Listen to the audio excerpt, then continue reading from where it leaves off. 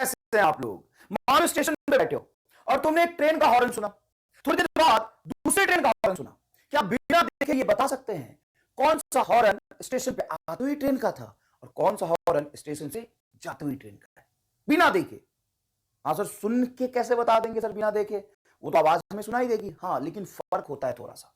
Same ही train है, horn same intensity और same frequency का प्रोड्यूस हुआ है, लेकिन फिर भी पास आती हुई ट्रेन का जो हॉर्न आप सुनेंगे वो थोड़ा डिफरेंट होगा, और वही ट्रेन अगर स्टेशन से दूर जा रही है वो आप हॉर्न सुनेंगे वो डिफरेंट होगा। और उसी इफेक्ट का नाम है डॉपलर इफेक्ट, जो वेव के थर्ड लेक्चर में आज हम पढ़ने वाले हैं। साहब, इसको समझाने का मेरा तरीका थोड़ा अलग है। देखो, दो लोग हैं, ये रहा एमआर, मैं और रामलाल बहुत पढ़ाई करके थक गए, हमने सोचा कि आओ कुछ खेलते हैं बॉल। मैं यहां पे खड़ा और मेरे पास बहुत सारा बॉल, देख सकते हैं आप मेरे पास बहुत सारा बॉल। रामलाल को बॉल देख के लालच आ गया, रामलाल कहा हमें भी दो। तो मैंने क्या किया, यहां से बॉल उठा के लगातार फेंकना शुरू कर दिया। और ये ऑनगोइंग प्रोसेस है, स्टार्ट नहीं किया है, ये मैं तुम्हें तब बता रहा हूं जब हम बहुत खेल चुके हैं। मैं अभी का फोटो नहीं दिखा रहा, मैं और रामलाल बहुत खेल चुके। मैं लगातार बॉल फेंक रहा रामलाल की तरफ, 5 बॉल पर सेकेंड, 5 बॉल पर सेकेंड में फेंक रहा था। तो रामलाल को यहां पे खरे खरे कितनी बॉल पर सेकेंड मिलेगा, आपको यह बताना है। रामलाल को यहां पे कितनी बॉल रिसीव होगा पर सेकेंड, तुरंत बताओ। सर आप कितना फेंक रहे हो? 1 सेकेंड में 5। तो यहां पे रामलाल खड़ा और ये ऑन गोइंग प्रोसेस है, बहुत लंबे समय से हम खेल रहे हैं बॉल। तो रामलाल के पास हर सेकंड में 5 बॉल पहुंचेगा। अरे यहां से 5 बॉल मैं उठा के यहां फेंका 1 सेकंड में, तो इस लाइन को भी 1 सेकंड में 5 बॉल क्रॉस करेगा, इस लाइन को भी 1 सेकंड में 5 बॉल आगे आगे जाता जाएगा, और रामलाल को 1 सेकंड में 5 बॉल मिलेगा। तो रामलाल को भी क्या मिलेगा? 5 बॉल पर सेकेंड। अब रामलाल को लालच आ गया, मुझे और चाहिए सर। मैं बोल रहा नहीं दूंगा, मैं 5 ही दूंगा 1 सेकंड में। रामलाल बोले मुझे चाहिए। तो रामलाल है तो बुद्धिमान, लगे अच्छा नहीं दोगे क्या? मैंने बोला नहीं दूंगा। तो रामलाल क्या किया, मेरी तरफ भागने लगा विथ वेलोसिटी v से। अब रामलाल की तरफ तो मैं बॉल फेंक ही रहा था लगातार, लेकिन रामलाल को लालच आ गया, मुझे ज्यादा चाहिए। अब रामलाल भागना शुरू कर दिया मेरी तरफ। तो होगा क्या, इस लाइन पे तो 5 बॉल पर सेकंड पहुंच ही रहा था। अब रामलाल आगे की तरफ भाग के जब बॉल पकड़ेगा तो एक बॉल को पकड़ने के बाद दूसरे बॉल को पकड़ने में जो समय लगता वो अब थोड़ा कम हो जाएगा। ऐसे देखो, रामलाल ने एक बॉल पकड़ा, कुछ समय बाद दूसरा बॉल पकड़ता जब यहां पे खड़ा होता। तो अब भागता हुआ पकड़ेगा तो पहले के कंपेयर में दूसरा बॉल जल्दी पकड़ लेगा, तीसरा बॉल भी जल्दी पकड़ लेगा। तो 1 सेकंड में एक सेकंड से पहले ही 5 बॉल उसको मिल जाएंगे, तो छठा बॉल भी 1 सेकंड के अंदर मिलेगा। मतलब अब रामलाल 1 सेकंड में 5 से ज्यादा बॉल पकड़ पाएगा जब वो मेरी तरफ दौड़ता हुआ आएगा। तो ठीक है, अब रामलाल को ज्यादा बॉल मिल जाएंगे मेरी तरफ दौड़ता हुआ आएगा। तो रामलाल थक गया, ऐसा बहुत हुआ, अब मैं नहीं खेलूंगा। मैं बोला नहीं खेल, ले ज्यादा चाहिए तू, ले। मैं 5 बॉल पर सेकंड लगातार फेंक रहा हूं, लेकिन रामलाल करे मैं खेलूंगा ही नहीं और भागने लग गया। जब रामलाल इधर से भागेगा तो पर सेकंड कितने बॉल इसको मिलेंगे? 5, 5 से ज्यादा या 5 से कम। तो देखो यहां पे रामलाल मान लो t = 0 पे एक बॉल पकड़ा, तो 1 सेकंड में 5 पकड़ता, जब यहां होता तो ना। अब ये दूर जाने लग गया तो दूसरा बॉल पकड़ने में जो समय लगेगा पहले के कंपेयर में ज्यादा लगेगा, क्योंकि रामलाल यहां पहुंच चुका है। तो अब ये 5 से कम बॉल रिसीव करेगा पर सेकंड। और सेम होता है साउंड में। सर क्या होता है साउंड में? तो साउंड में सुनो क्या होता है। साउंड में जैसे मैं बोलता हूं तो यहां से मैं बोल रहा हूं तो इधर ही साउंड जाएगा कि हर तरफ जाएगा? मान लो क्लासरूम में इधर बच्चा पीछे भी बैठा गेट पे भी लटक के बच्चा पढ़ता है यहां पे, है ना, गेट पे भी खड़ा होकर बच्चा ऐसे देखता, जगह नहीं होता बैठने का। तो साहब जब मैं बोलता तो कंप्रेशन एंड रेयर फ्रैक्शन के फॉर्म में साउंड हर तरफ जाएगा, आगे पीछे इधर नीचे आगे। तो ये एक वेव रिपल बना के आगे मूव करेगा। अब मान लो कोई रामलाल यहां पे बैठ के मेरी आवाज सुन रहा, मैं 5 कंप्रेशन और रेयर फ्रैक्शन पर सेकंड डेवलप कर रहा हूं। यही तो फ्रिक्शन होता है, फ्रीक्वेंसी होता है। 1 सेकेंड में जितना नंबर ऑफ वेव हो उसी को हम कहते हैं फ्रीक्वेंसी। बताओ किसकी फ्रीक्वेंसी ज्यादा है? तो इसकी ज्यादा है, इसकी फ्रीक्वेंसी कम है। फ्रीक्वेंसी होता है नंबर ऑफ ऑसिलेशन पर सेकंड। इसमें 1 2 3 ऑसिलेशन हो गया, इसमें साहब एक ही ऑसिलेशन है, तो 3 टाइम्स इसकी फ्रीक्वेंसी ज्यादा है। तो मैं 5 वेव पर सेकेंड क्रिएट कर रहा। रामलाल ऐसे सुन रहा यहीं पे बैठ के, तो रामलाल को कितने वेव पर सेकेंड सुनाई देंगे? 5। अब मैं बोल रहा यहां पे, एमआर बोल रहा, एमआर हमेशा बोलता है, सुनता किसी की नहीं है, रामलाल को सुनना पड़ता है। तो रामलाल अपना कान लेके मेरी तरफ भागता है, सर क्या कह रहे हो, सर क्या कह रहे हो, सर क्या कह रहे हो। तो जब रामलाल मेरी तरफ भागेगा तो मैं तो 5 वेव पर सेकेंड ही क्रिएट कर रहा, रामलाल 5 वेव से पर सेकेंड से ज्यादा सुन पाएगा। क्यों? क्योंकि रामलाल अपना कान लेके मेरी तरफ भाग रहा है ना। सेम बॉल वाली कहानी है, और इसी को हम कहते हैं डॉपलर इफेक्ट। मान लो रामलाल जब यहां पे रेस्ट में था तो कितनी बॉल रिसीव कर रहा था? सर 5 पर सेकेंड। मेरी तरफ भागा तो सर 5 से ज्यादा, मतलब बॉल रिसीव करने की क्षमता या वेव नंबर रिसीव करने की क्षमता ज्यादा होगी, मतलब ये ज्यादा फ्रीक्वेंसी सुनेगा। दूर जाएगा तो कम फ्रीक्वेंसी सुनेगा। अब मान लो रामलाल थोड़ा सा परपेंडिकुलर भागा, ऐसे ना तो मेरे पास आया ना ही दूर गया, परपेंडिकुलर अगर भागा तो 5 बॉल पर सेकेंड ही रिसीव करता रहे। तो आप कह सकते हैं कि डॉपलर इफेक्ट तभी होता है जब सोर्स या ऑब्जर्वर भागने की कोशिश करे। यह आपका सोर्स बोलने वाला और रामलाल है सुनने वाला। सोर्स ऑब्जर्वर, तो साहब यहां पे जब ये रिलेटिव मोशन होगा तो इनको लाइन ज्वाइनिंग के लॉन्ग ही रिलेटिव मोशन होना चाहिए। लाइन ज्वाइनिंग के परपेंडिकुलर रिलेटिव मोशन होता है तो डॉपलर इफेक्ट नहीं हो पाएगा। समझ आया? आओ अब तुम्हें असल कहानी पे ले चलते हैं। What is Doppler effect? तो there is a change in actual frequency which is called apparent when observer and source are in a relative motion. Observer के रिस्पेक्ट में सोर्स चल रहा हो, सोर्स के रिस्पेक्ट में ऑब्जर्वर चल रहा हो, तो रिलेटिव मोशन हो जाता है, जिसकी वजह से फ्रीक्वेंसी में चेंज आती है। ध्यान से देखिएगा, whenever there is a relative motion between the source of sound and observer, when there is a relative motion between source of sound and observer, frequency of sound received or heard by the observer is different from the frequency of sound produced by the source. Source से जो actual sound produce होता है उससे अलग होता है, जिसको हम एपरेंट फ्रीक्वेंसी कहते हैं, और इस इफेक्ट को हम डॉपलर इफेक्ट कहते हैं। Doppler effect is also valid for electromagnetic waves like light. Light के लिए भी डॉपलर इफेक्ट साहब वैलिड है, लाइट के लिए भी डॉपलर इफेक्ट वैलिड है। ठीक है सर, लेकिन इस चैप्टर में हमें सिर्फ मैकेनिकल वेव का डॉपलर इफेक्ट, साउंड का डॉपलर इफेक्ट देखना है। Doppler effect can be observed when the source is moving but the observer is at rest. हाँ, हो जाएगा। सोर्स मूव कर रहा, मान लो कि रामलाल का कान यहां पे सुन रहा, रामलाल ज्यादा इंटरेस्टेड नहीं है सुनने में, मैं ज्यादा सुनाने में इंटरेस्टेड हूं, तो मैं रामलाल के कान की तरफ भागता हुआ बोलूंगा तो रामलाल ज्यादा सुनेगा। या मैं बॉल फेंकता हुआ रामलाल की तरफ भागने लगा तो 1 सेकंड में रामलाल को ज्यादा बॉल मिलेगा। ठीक है भाई। When observer is moving but the source is stationary, समझ में आया? दो केस है, बोथ सोर्स एंड ऑब्जर्वर दोनों चल रहा होगा तो भी डॉपलर इफेक्ट होगा। लेकिन अगर दोनों रेस्ट में हो तो ये कितना डॉपलर इफेक्ट होगा, अपरेंट फ्रीक्वेंसी में कितना चेंज आएगा हम देखेंगे। लेकिन उससे पहले हम ये देखना चाहते हैं कि डॉपलर इफेक्ट कब नहीं होगा, ये भी बड़ा इंपॉर्टेंट है साहब। Condition when Doppler effect will not occurs, क्या कंडीशन है साहब बताइए? कंडीशन ये है when source and observer both are moving but with same speed. इसका एक परफेक्ट एग्जांपल है, मान लो ट्रेन का हॉर्न तुम्हारे सामने आया, तुमने हॉर्न सुना। ऐसा भी तो हो सकता है ड्राइवर भी तो सुनेगा, हाँ, लेकिन ड्राइवर भी चल रहा, ड्राइवर भी, कार का ड्राइवर भी चल रहा। नर बे रामलाल है क्या यार, ये कार है, मैं यहां पे हूं, अब ये ड्राइवर हॉर्न बजाता हुआ जा रहा है, तो मेरे रिस्पेक्ट में, मैं रेस्ट में हूं, तो मेरे रिस्पेक्ट में इसका जो हॉर्न होगा वो दूर जाती हुई चीजों से आ रहा होगा, तो मुझे अपरेंट सुनाई देगा। लेकिन कार में बैठा ड्राइवर तो एक्चुअल में रियली सुनेगा ना। तो अगर ऑब्जर्वर एंड सोर्स दोनों मूव कर रहा हो लेकिन दोनों का relative velocity zero, relative velocity zero मतलब ऑब्जर्वर की वेलोसिटी एंड सोर्स की वेलोसिटी सेम हो, तो साहब डॉपलर इफेक्ट नहीं होगा। Both are moving but exactly perpendicular to each other. देखो बेटा, दोनों चल रहे लेकिन एक्जैक्टली परपेंडिकुलर चल रहे। इसका परफेक्ट एग्जांपल ये हो सकता है कि मान लो source, S for source at rest, और उसने एफ नॉट साउंड की, एफ नॉट फ्रीक्वेंसी की साउंड इमिट किया, एंड साहब ये ऑब्जर्वर था। ऑब्जर्वर लगातार सर्कुलर पाथ पे चल रहा, तो सर्कुलर पाथ पे जब भी कोई ऑब्जेक्ट चलता है तो आप कह सकते हो कि रेडियस के परपेंडिकुलर वेक्टर चलता है उसकी वेलोसिटी। तो इस इंस्टेंट पे इनको मिलाने वाला लाइन ये हुआ, एक्जैक्टली सोर्स एंड ऑब्जर्वर के परपेंडिकुलर डायरेक्शन में ऑब्जर्वर भागा, तो डॉपलर इफेक्ट नहीं होगा। यहां पे इसको जो फ्रीक्वेंसी सुनाई देगा, मान लो एफ डैश लिखते हैं अपन, तो वो एफ डैश एफ नॉट के इक्वल ही होगा। सर ये तो इस पॉइंट पे, दूसरे पॉइंट पे कहीं और पे, तो कहीं भी आप देख लीजिए, मान लीजिए यहां पे चल रहा ऑब्जर्वर, तो अभी भी तो लाइन ज्वाइनिंग के परपेंडिकुलर चल रहा है, यहां पे लाइन ज्वाइनिंग के परपेंडिकुलर चल रहा है, यहां पे लाइन ज्वाइनिंग के परपेंडिकुलर चल रहा है। ये दोनों के बीच में रिलेटिव वेलोसिटी है, हाँ है। सोर्स रेस्ट में ऑब्जर्वर भाग रहा है, हाँ भाग रहा है। तो क्या डॉपलर इफेक्ट नहीं होगा? नहीं होगा। तो इसका दूसरा तरीका ये देखने का, if distance between them is constant,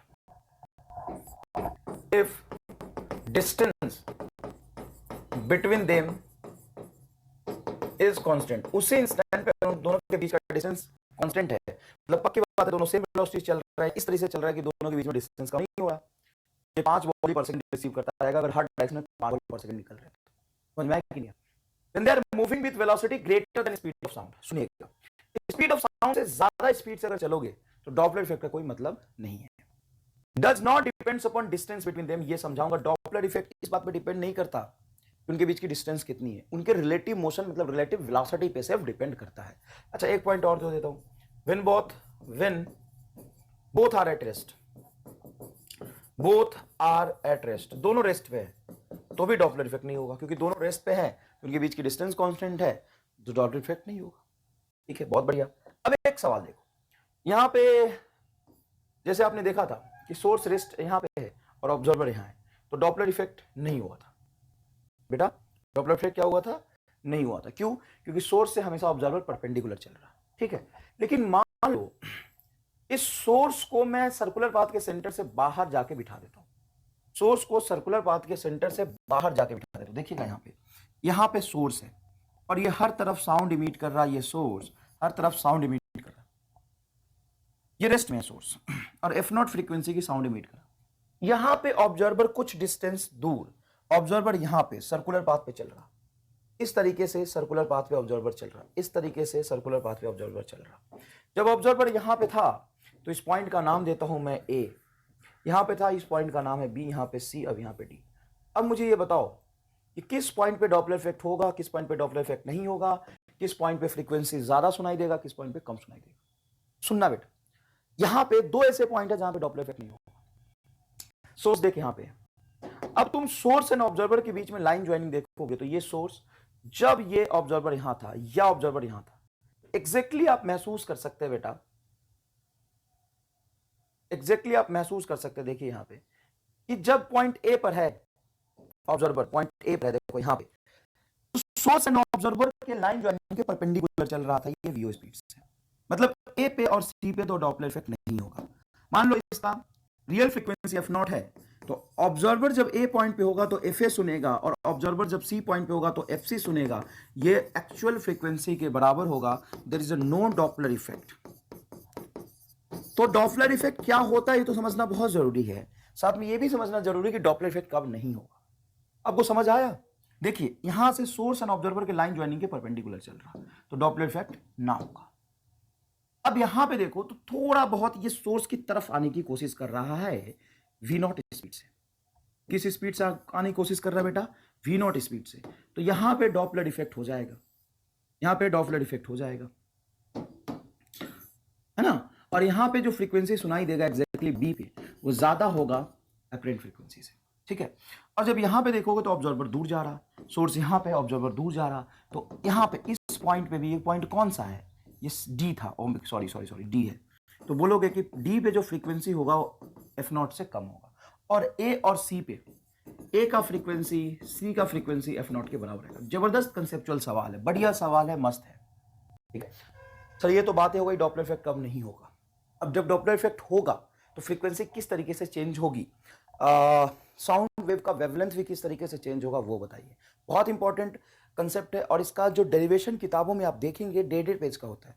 मैं सिर्फ 2 लाइन लिखूंगा, आंसर बता दूंगा जबरदस्त तरीके से, मोक्ष मिल जाएगा तुम्हें। और मैं अभी समझा रहा हूं, जो भी फॉर्मूला आएगा वो रटना नहीं है, मैं समझा रहा हूं, एक बार फील देता हूं, स्टेप बाय स्टेप अपन पढ़ते हैं। ऐसा नहीं कि मैं बेसिक छोड़ रहा हूं, बेसिक पढ़ाऊंगा, और आज तक जितने सवाल पूछे हैं ना डॉपलर इफेक्ट के, सारे करा दूंगा, सारे करा दूंगा। आज तक जितने सवाल नीट में पूछे हैं ना, चाहे नीट में तो छोड़, जितने नीट में पूछे वो भी कराऊंगा, और XYZ के कोचिंग इंस्टीट्यूट के मॉड्यूल में जो होता है सब कराऊंगा। एक एक लाइन में आंसर आएगा डॉपलर इफेक्ट का। देख अभी शुरू हुआ है कहानी। सोर्स इज एट रेस्ट, ये रहा सोर्स और रेस्ट पे, ठीक है sir, and observer is moving, and observer is moving, देखो ये ऑब्जर्वर है, मूविंग है, एक ही को मूव करा है, दोनों को मूव करा के भी देखेंगे, ठीक है। अब देखो यहां पे सोर्स रेस्ट में बैठ के एफ नॉट फ्रीक्वेंसी की साउंड इमिट किया, तो साउंड का वेवलेंथ तो ऐसा बनेगा, हाँ, या रिपल को ऐसे भी तो दिखा सकते हैं। अब एक बार उसने साउंड इमिट किया, उसके एक फिक्स इंटरवल के बाद दूसरा साउंड इमिट किया, टी टाइम के बाद, फिर टी टाइम के बाद तीसरा किया, फिर टी टाइम के बाद चौथा किया। मान लो एक से टी टाइम पे साउंड इमिट हुआ था, तो ये कितनी देर बाद हुआ होगा, T minus T not, T minus T not. आप कह सकते हैं टी नॉट वो डिफरेंस है, टाइम पीरियड है, ये T minus two T not के बाद होगा। और लगातार यहां से वेव पल्स क्रिएट कर रहा है, ये दो वेव के बीच में जो वेवलेंथ होता है वो होता है लैम्डा। अरे ये वाला चीज, ये हुआ ना, एक वेव बन गया, यहां से दूसरा वेव क्रिएट होगा, तो ये हो गया तुम्हारा लैम्डा, और इसको आप कह सकते हैं लैम्डा नॉट, क्योंकि ये एक्चुअल वेवलेंथ जो क्रिएट हुआ है वो है, ठीक है। अब मान लो ये ऑब्जर्वर रेस्ट में होता, ऑब्जर्वर कहां होता साहब, रेस्ट में। मान लिया एक बार कि ऑब्जर्वर नहीं चल रहा होता, तो उसके पास जो रिपल आता वो v is equal to speed of sound से इसकी तरफ आता, और उतनी ही फ्रीक्वेंसी ये ऑब्जर्व करता जितने फ्रीक्वेंसी का ये सोर्स इमिट करे, क्योंकि सोर्स भी रेस्ट में और ऑब्जर्वर भी रेस्ट में, ठीक है सर। वेवलेंथ भी वही करता, ठीक है सर। अब ये ऑब्जर्वर वी ओ स्पीड से, जो भी ओ लिखूंगा तो समझना ऑब्जर्वर है, और एस लिखूंगा सोर्स है, सोर्स से साउंड निकल रहा है कुछ एफ फ्रीक्वेंसी का, एफ नॉट फ्रीक्वेंसी का, रियल फ्रीक्वेंसी का, अप्रेंट फ्रीक्वेंसी इसको सुनाई देगा जब ये भागा, ठीक है। तो इसको जो वेवलेंथ सुनाई देगा लैम्डा डैश, क्या वो लैम्डा नॉट के बराबर होगा? नहीं सर, फ्रीक्वेंसी तो चेंज होता है, हाँ, लेकिन वेवलेंथ चेंज नहीं होता। तो ऐसे कैसे? ऐसे देखो, तुम फील करो इस बात को कि सोर्स तो यहीं पे बैठ के रिपल क्रिएट कर रहा है ना, तो ये जो दो रिपल के बीच में जो गैप होगा वही तो वेवलेंथ है, तो इसको तो सब वही लैम्डा नॉट दिखाई देगा ना। दो वेव के बीच में जो गैप दिखाई देगा तो लैम्डा नॉट ही दिखाई देगा, हाँ सर, लैम्डा नॉट दिखाई देगा। अब फ्रीक्वेंसी बराबर क्या होता है, तो एफ नॉट को आप लिख सकते हैं, एफ नॉट को आप लिख सकते हैं वी बाई लैम्डा। सर ये नहीं पचा तो कूट दूंगा भी, नहीं पचा तो सुन मेरी बात, velocity of wave sound wave, ये देखो velocity of speed sound wave, speed of sound wave ले लिख देता हूं, वेव, वेव की वेलोसिटी क्या होती है सर, लैम्डा बाई टी पढ़ा था, तो lambda by T 1/20 frequency lambda F, तो एफ बराबर क्या होगा बोल, वी बाई लैम्डा। तो वी बाई लैम्डा क्यों लिखा है, तो एफ नॉट को हमने लिखा है वी और डेल्टा नॉट के टर्म्स में, ये क्वेश्चन नंबर 1 आ गया। ये रियल वाली फ्रीक्वेंसी, रियल वेवलेंथ और स्पीड ऑफ साउंड, ये ऑब्जर्वर से रिलेटेड नहीं है, ये जो निकल रहा है फ्रीक्वेंसी उसका रिलेशन है स्पीड ऑफ साउंड और।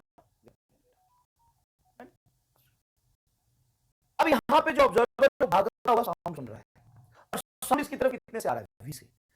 अब ये साउंड को वी नॉट स्पीड से चलता ऑब्जर्व करेगा, तो ये ऑब्जर्वर अपने आप को रेस्ट में मान लेगा और अपनी वेलोसिटी स्पीड ऑफ साउंड को देगा, तो इसको साउंड अपनी तरफ आता हुआ दिखाई देगा। ध्यान से देखो, ये आगे चल रहा है, ये भी इधर चला, अपोजिट डायरेक्शन में वी प्लस वी नॉट हो जाएगा, हाँ sir, V plus V naught हो जाएगा। तो यहां पे जो अपरेंट फ्रीक्वेंसी आएगी वो वेलोसिटी अपन वेवलेंथ होगा। वेलोसिटी क्या हो गया, तो v plus V naught. Wavelength क्या हो गया, तो सर वेवलेंथ तो वही रहेगा लैम्डा नॉट। अब लैम्डा नॉट को लिख सकता हूं v बटा एफ नॉट, तो लैम्डा नॉट को लिखना v बटा एफ नॉट ऊपर चला जाएगा, तो apparent frequency is equal to real frequency v plus V naught by V. अरे लैम्डा नॉट को यहां से रखूंगा v बाई एफ नॉट, तो v ऊपर में एफ नॉट, ये आ गया, आंसर आ गया, कहानी खत्म। तो जब भी ऑब्जर्वर सोर्स की तरफ जाएगा तो तुम्हें पता था ना फ्रीक्वेंसी बढ़ेगी, पता था ना फ्रीक्वेंसी बढ़ेगी, कैसे बढ़ेगी देखिए, एफ डैश बराबर F naught V plus V naught बटा वी। इतना समझ आ गया, फॉर्मूला याद नहीं करना, उसके लिए तो मैं हूं ना, छोड़, ये तो ड्राइव करा है, जो भी यार रहने दे, कोई दिक्कत नहीं। अच्छा सर, ये अगर ऑब्जर्वर दूर जाता तो, ये मान लो यहां पे सोर्स है सर, ये सर रेस्ट में है, एफ नॉट फ्रीक्वेंसी का साउंड इमिट किया, और साहब ये रामलाल टाइप ऑब्जर्वर है, सुनना ही नहीं चाह रहा भैया, ये बोले जा रहा, ये सुनना ही नहीं चाह रहा, ये बोले जा रहा, ये सुनना ही नहीं चाह रहा, तो सर कम फ्रीक्वेंसी सुनेगा तो क्या होगा बोलो, F dash is equal to F V minus V naught. देखो तभी तो फ्रीक्वेंसी घटेगा, और नीचे स्पीड ऑफ साउंड वी होता है। चलो चलो डायमेंशनली देखो इसको, डायमेंशनली देखो, इधर फ्रीक्वेंसी, डायमेंशनली बहुत जरूरी है चीजों को एनालाइज करना, तभी तुम्हें फील आएगा, वो तो मैं आगे करा देता, लेकिन तुम अभी जो डिराइव किए उसको डायमेंशनली देख लो। तो एफ डैश बराबर एफ नॉट, हाँ sir, v plus V naught velocity ऊपर में ऐड किया है तो नीचे वेलोसिटी आना चाहिए, क्योंकि इधर फ्रीक्वेंसी तो इधर फ्रीक्वेंसी आना चाहिए, इधर फ्रीक्वेंसी तो इधर फ्रीक्वेंसी आना चाहिए, ये फ्रीक्वेंसी स्पीड बटा स्पीड। अरे बुझाया, अरे आया चल, तो ऊपर प्लस हुआ है, दूर जा रहा है तो माइनस हो जाएगा, that's it, there is no issue at all. बढ़िया। चलो एक चीज और जो मुझे यहां बताना है, ये तो तब है जब मान लो यहां से और ऑब्जर्वर के बीच में डिस्टेंस दी है, ये तो सर लगातार ऑब्जर्वर के सोर्स की तरफ भाग रहा है। हाँ, अब मान लो ऑब्जर्वर यहां आ चुका है, इन दोनों के बीच में डिस्टेंस कम हो गया बहुत, अभी भी v0 स्पीड से भाग रहा। अब ये कितना फ्रीक्वेंसी सुनेगा? वही सुनेगा। का इसमें कहीं डिस्टेंस है क्या? इसमें क्या है? Speed of sound. Speed of sound constant है। हाँ सर कांस्टेंट है। इसका फ्रीक्वेंसी, रियल फ्रीक्वेंसी, सेम ही फ्रीक्वेंसी साउंड इमिट कर रहा, वो भी कांस्टेंट है, ये भी कांस्टेंट है। स्पीड ऑफ साउंड तो कांस्टेंट ही है, और ऑब्जर्वर की वेलोसिटी इसकी तरफ वो भी कांस्टेंट है। तो Doppler effect does not depends upon distance between the source and observer. मान लो एक ट्रेन तुम्हारी तरफ आ रहा है, तो ट्रेन का तुम बढ़ा हुआ फ्रीक्वेंसी सुनोगे, इंक्रीज्ड। मेरी बात सुनो, तुम ट्रेन का, तुम्हारी तरफ अगर ट्रेन आ रहा है, रियल फ्रीक्वेंसी f0, तो अपरेंट फ्रीक्वेंसी इंक्रीज सुनोगे या इंक्रीजिंग सुनोगे? इंक्रीजिंग का मतलब है लगातार फ्रीक्वेंसी बढ़ रही है, और इंक्रीज का मतलब है बढ़ी हुई फ्रीक्वेंसी। क्या सुनेंगे आप? सर हम इंक्रीज्ड फ्रीक्वेंसी सुनेंगे। एक बार मेरी तरफ आ रही तो बढ़ जाएगा, ये ऑब्जर्वर इधर जा तो बढ़ जाएगा। अब यही फ्रीक्वेंसी उसको लगातार सुनाई देगा, चाहे कितनी भी पास चला जाए। तो अगर मैं यहां पे फ्रीक्वेंसी वर्सेस डिस्टेंस का ग्राफ बनाऊं, तो साहब ये डिपेंड नहीं करता है सोर्स एंड ऑब्जर्वर के डिस्टेंस, ये रिलेटिव वेलोसिटी पे डिपेंड करता है। पास आएगा तो इंक्रीज्ड फ्रीक्वेंसी सुनेगा, और दूर जाएगा तो डिक्रीज्ड फ्रीक्वेंसी सुनेगा, डिक्रीज्ड फ्रीक्वेंसी सुनेगा। वाह जबरदस्त। अब नेक्स्ट है observer is moving but source is at rest. इसका फोटो मैंने दूसरा भी बनाया था। Observer is moving but source is at rest, तो हमने कर लिया, तो हमने कर लिया बेटे। ये देखो, source is moving, now source is moving but observer is at rest. अब साहब ये रामलाल टाइप ऑब्जर्वर कह रहा मैं नहीं जाऊंगा कहीं, किसी को सुनाना है तो आओ मुझे सुनाओ। ये कहता है किसी को सुनाना है तो सुनाओ, I don't care, I will not move from my position, I will remain here. किसी को सुनाना है तो आओ, मैं नहीं भागूंगा। पहले मैं भाग के आया था ना, लेकिन काम की बात नहीं थी। खुद को सुनाना है तो मेरी तरफ आओ। एकदम स्वेगी वाला ऑब्जर्वर है, तो साहब ये सोर्स को भागना पड़ रहा है उसको सुनाने के लिए। देखना बेटा मजा आ जाएगा एकदम। दो ही लाइन में डेरिवेशन कर दूंगा, एक रिलेशन तो लिख लो, f0 is equal to v by lambda naught. ठीक है भाई, अब सुनो। अब इधर से जो साउंड इमिट होगा, ये वाला साउंड किसी टी टाइम पे इमिट हुआ था, किसी टी टाइम पे इमिट हुआ होगा। उससे कितनी देर बाद दूसरा रिपल क्रिएट होगा? सर टी, एक टाइम पीरियड के बाद दूसरा रिपल क्रिएट होगा। उससे कितनी देर बाद? तीसरा। लेकिन ये सेंटर में बैठ के क्रिएट तो नहीं कर रहा, ये तो धीरे धीरे आगे भी बढ़ रहा है। तो कहीं इसका सेंटर, इस पूरे का सेंटर मान लो यहां पे, महसूस करना, इस पूरे का सेंटर, बड़े वाले का सेंटर यहां पे था। तो ये रिपल जब क्रिएट हुआ होगा तो सोर्स यहां था। अब साहब सोर्स आगे चल रहा vs स्पीड से, where vs is the speed of source, f0 is a real frequency. f0 real frequency का साउंड इमिट करता हुआ सोर्स आगे चल रहा था। तो थोड़ी देर बाद सोर्स कहीं यहां पहुंच जाएगा, फिर यहां पहुंच जाएगा, यहां पहुंच जाएगा, तो आगे भाग रहा सोर्स। तो अब क्या होगा कि एक्चुअल में तो वेवलेंथ लेमडा नॉट क्रिएट हो रहा होगा, लेकिन ये जो ऑब्जर्वर है वो ऑब्जर्व करेगा, तो सोर्स को ना देख के वो सिर्फ साउंड के रिपल को देखेगा, तो देखेगा कि ये इससे पास आता हुआ थोड़ा सा दिखाई दिया। पहले क्या था बेटा समझना, पहले ये साउंड इमिट हुआ किसी टी टाइम पे सेंटर से, अब सेंटर से ये भी दूसरा साउंड इमिट हुआ, सेंटर से तीसरा साउंड इमिट हुआ। तो साहब इस ऑब्जर्वर को लगेगा सब वेव के बीच में वेवलेंथ लेमडा नॉट है, सही है। लेकिन यहां पे क्या हो रहा कि ये साउंड इमिट किया किसी टी टाइम पे, सेंटर पे बैठ के, अब थोड़ा आगे आके इमिट किया, ये वाला फोटो बनेगा। देखो यहां पे गैप ज्यादा, यहां पे गैप कम, क्योंकि आगे जा रहा है। फोटो देख के भी तुम महसूस कर रहे हो कि सोर्स आगे बढ़ते हुए रिपल क्रिएट कर रहा। तो एक्चुअल में ये जो गैप होगा वो लेमडा डैश हो जाएगा, अपरेंट वेवलेंथ, और अपरेंट वेवलेंथ होगा लेमडा वेवलेंथ नॉट जो होना चाहिए था। ये साउंड वेव के बीच में लेमडा नॉट वेवलेंथ होना चाहिए, लेकिन ऑब्जर्वर जब दूसरा वेव क्रिएट कर रहा था तो यहां नहीं था, वो यहां आ गया। सर ये डिस्टेंस कितना चला? ये डिस्टेंस चला सोर्स, देखो ना, इसको फील करो बेटा, समझा दूंगा मैं, चिंता मत करो। देखो मान लो कि सोर्स यहां पे बैठ के एक साउंड इमिट करा, तो ये हो गया आपका ओरिजिनल लेमडा नॉट। अब सोर्स थोड़ा सा आगे चल गया और वो vs स्पीड से चल रहा है, तो टी टाइम के बाद जब दूसरा वेव क्रिएट करेगा तो कहीं यहां पे रहा होगा। तो डिस्टेंस कितना चल जाएगा? तो डिस्टेंस चलेगा आपका velocity of source, velocity of source into time T, capital T time T. इतने टाइम बाद वो जब दूसरा क्रिएट कर चुका होगा तो वो यहां आ चुका होगा। तो इस ऑब्जर्वर को लगेगा कि इसने यहां से दूसरा साउंड इमिट किया और पहले का वेवलेंथ यही था, तो ये हो गया अपरेंट वेवलेंथ। जब रियल वेवलेंथ देख रहे हो तो ये साउंड इमिट हो गया, जब ये आगे जाएगा तो दूसरा साउंड यही से इमिट होगा, तीसरा यही से इमिट होगा, तो हर दो साउंड वेव के बीच में गैप दिखेगा लैम्डा का। लेकिन सोर्स आगे भागता हुआ दिखेगा तो वेवलेंथ कम हो जाएगा थोड़ा, क्योंकि ऑब्जर्वर के पास आ रहा है, और ऑब्जर्वर से दूर जाएगा तो वेवलेंथ कम हो जाएगा। तो वेवलेंथ में चेंज तभी आता है जब सोर्स चले। ऑब्जर्वर कितना भी भाग ले वेवलेंथ में चेंज नहीं आता। ऑब्जर्वर कितना भी भाग ले वेवलेंथ में चेंज नहीं आता। यह सवाल कल मैंने पूछा था टेलीग्राम पे, है ना, तो ऐसी पोल डाला था, मेरा मन कर रहा था पूछने का, तो उसमें से कुछ 19% बच्चों ने जवाब दिया था कि वेवलेंथ चेंज होगा। नहीं होता है। ऑब्जर्वर कितना भी भाग ले वेवलेंथ चेंज नहीं होता है। 76% लोगों ने बोला था ऑब्जर्वर भागेगा तो भी वेवलेंथ चेंज होगा। देखो भाई, नहीं हो रहा था। ऑब्जर्वर जब भागेगा तो वेवलेंथ चेंज नहीं होगा। देखो यहाँ पे, ऑब्जर्वर जब भागेगा तो वेवलेंथ चेंज नहीं होगा। वेवलेंथ तभी चेंज होगा जब सोर्स भागेगा। डन। अब देखो ये आ गया। अब यहां से जो स्पीड ऑफ साउंड आ रहा था, ऑब्जर्वर तो रेस्ट में है, तो उसकी रिलेटिव वेलोसिटी क्या होगी? Speed of sound with respect to observer वो v ही होगी। सर क्यों? ऑब्जर्वर तो सोर्स तो भागता हुआ बोल रहा है। हाँ, चाहे कितना भी भागता हुआ बोल ले। मान लो मैं यहां खड़ा हूं और तुम यहां पे सुन रहे हो, मैं तुम्हारी तरफ रेस्ट में खड़े होकर बोल रहा हूं, तो साउंड जो पहुंचेगा वो v स्पीड से पहुंचेगा। और मैं आपकी तरफ भागता हुआ भी बोलूंगा, लेकिन मेरे मुंह से जो साउंड निकल गया उसकी स्पीड v ही होगी। Speed of sound or light does not depends upon speed of source. Sound या लाइट की जो स्पीड होती है वो इस बात पे डिपेंड नहीं करता है कि जो बोलने वाला है वो कितनी रफ्तार से चल रहा है। ध्यान से सुनिएगा, speed of sound does not depends upon speed of source. कहीं लिख दूं? इंपॉर्टेंट बात है, इंपॉर्टेंट बात है।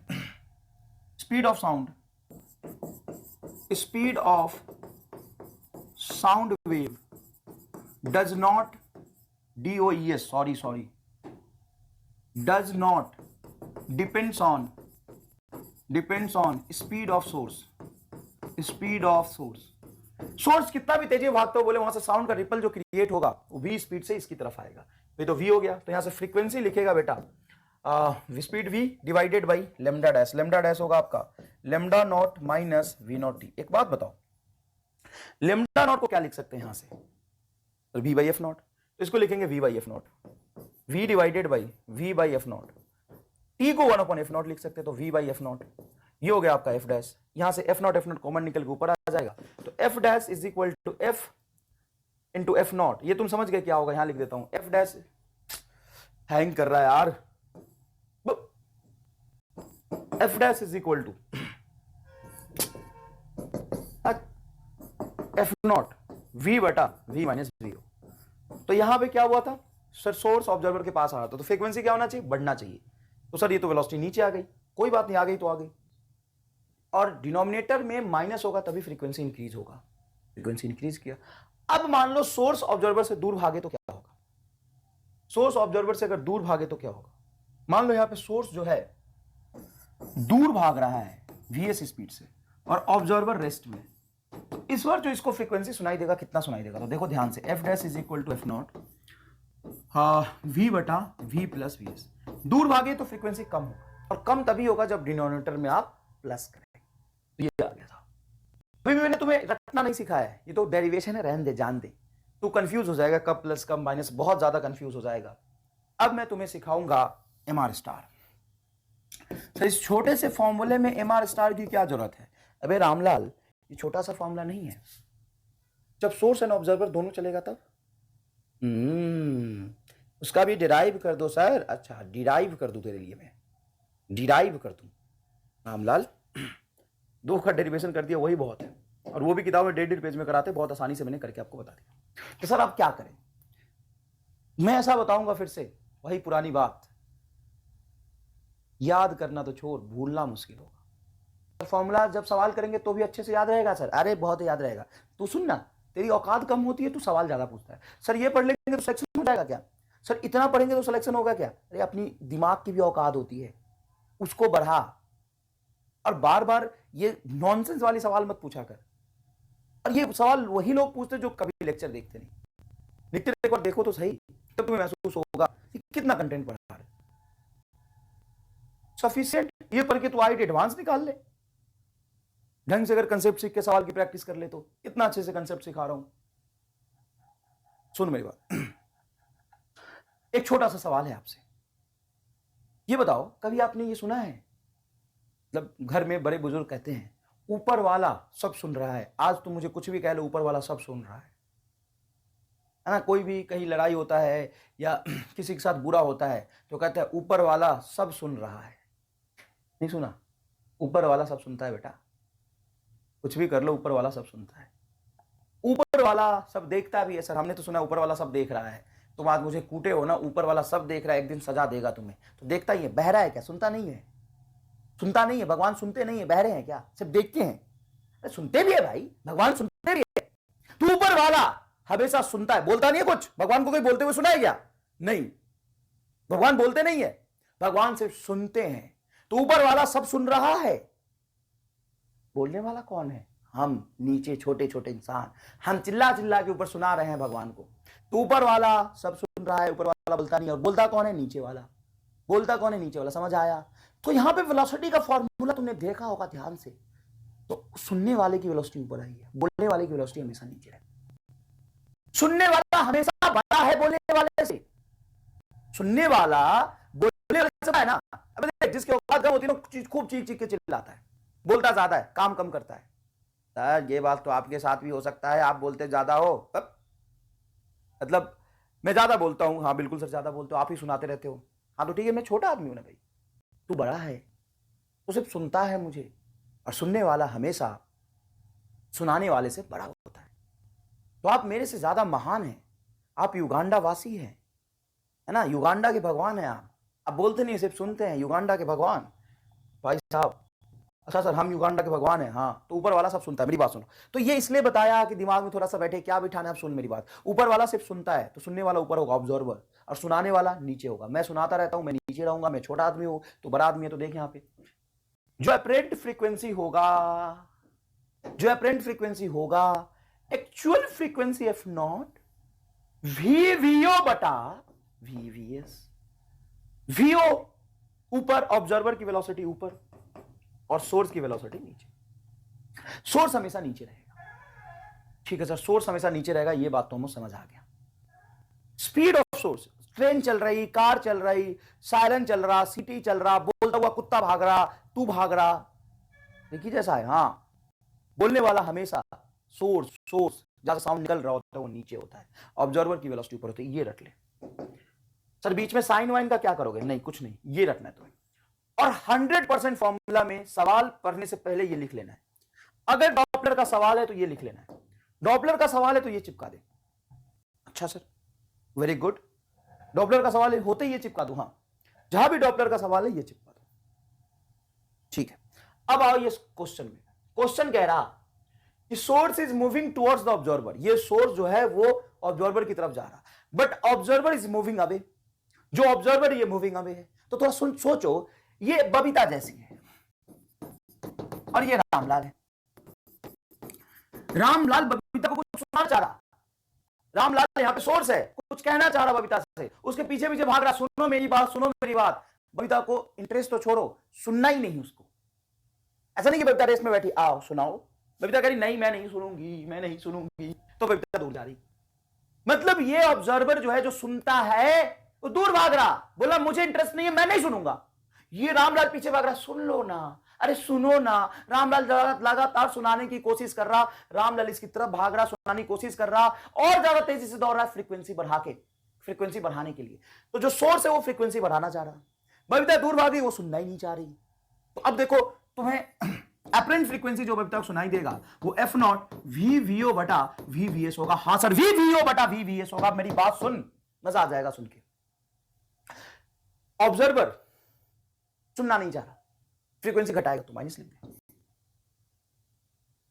फ्रीक्वेंसी कम कर रहा है ना, ऑब्जर्वर ऊपर होता है, और ऊपर ऑब्जर्वर कम करता है, ऊपर ऑब्जर्वर हमेशा ऊपर होता है, और ये दूर भाग रहा है, मतलब फ्रीक्वेंसी कम कर रहा तो ऊपर माइनस होगा। अब सर सोर्स इसकी तरफ जा रहा, ये सुनाना चाह रहा है तो फ्रीक्वेंसी बढ़ाएगा, तरफ जाके सुनाना चाह रहा है, फ्रीक्वेंसी बढ़ाएगा। और डिनोमिनेटर में जो वीएस है ये तभी फ्रीक्वेंसी को बढ़ा सकता है जब इसको माइनस करेंगे।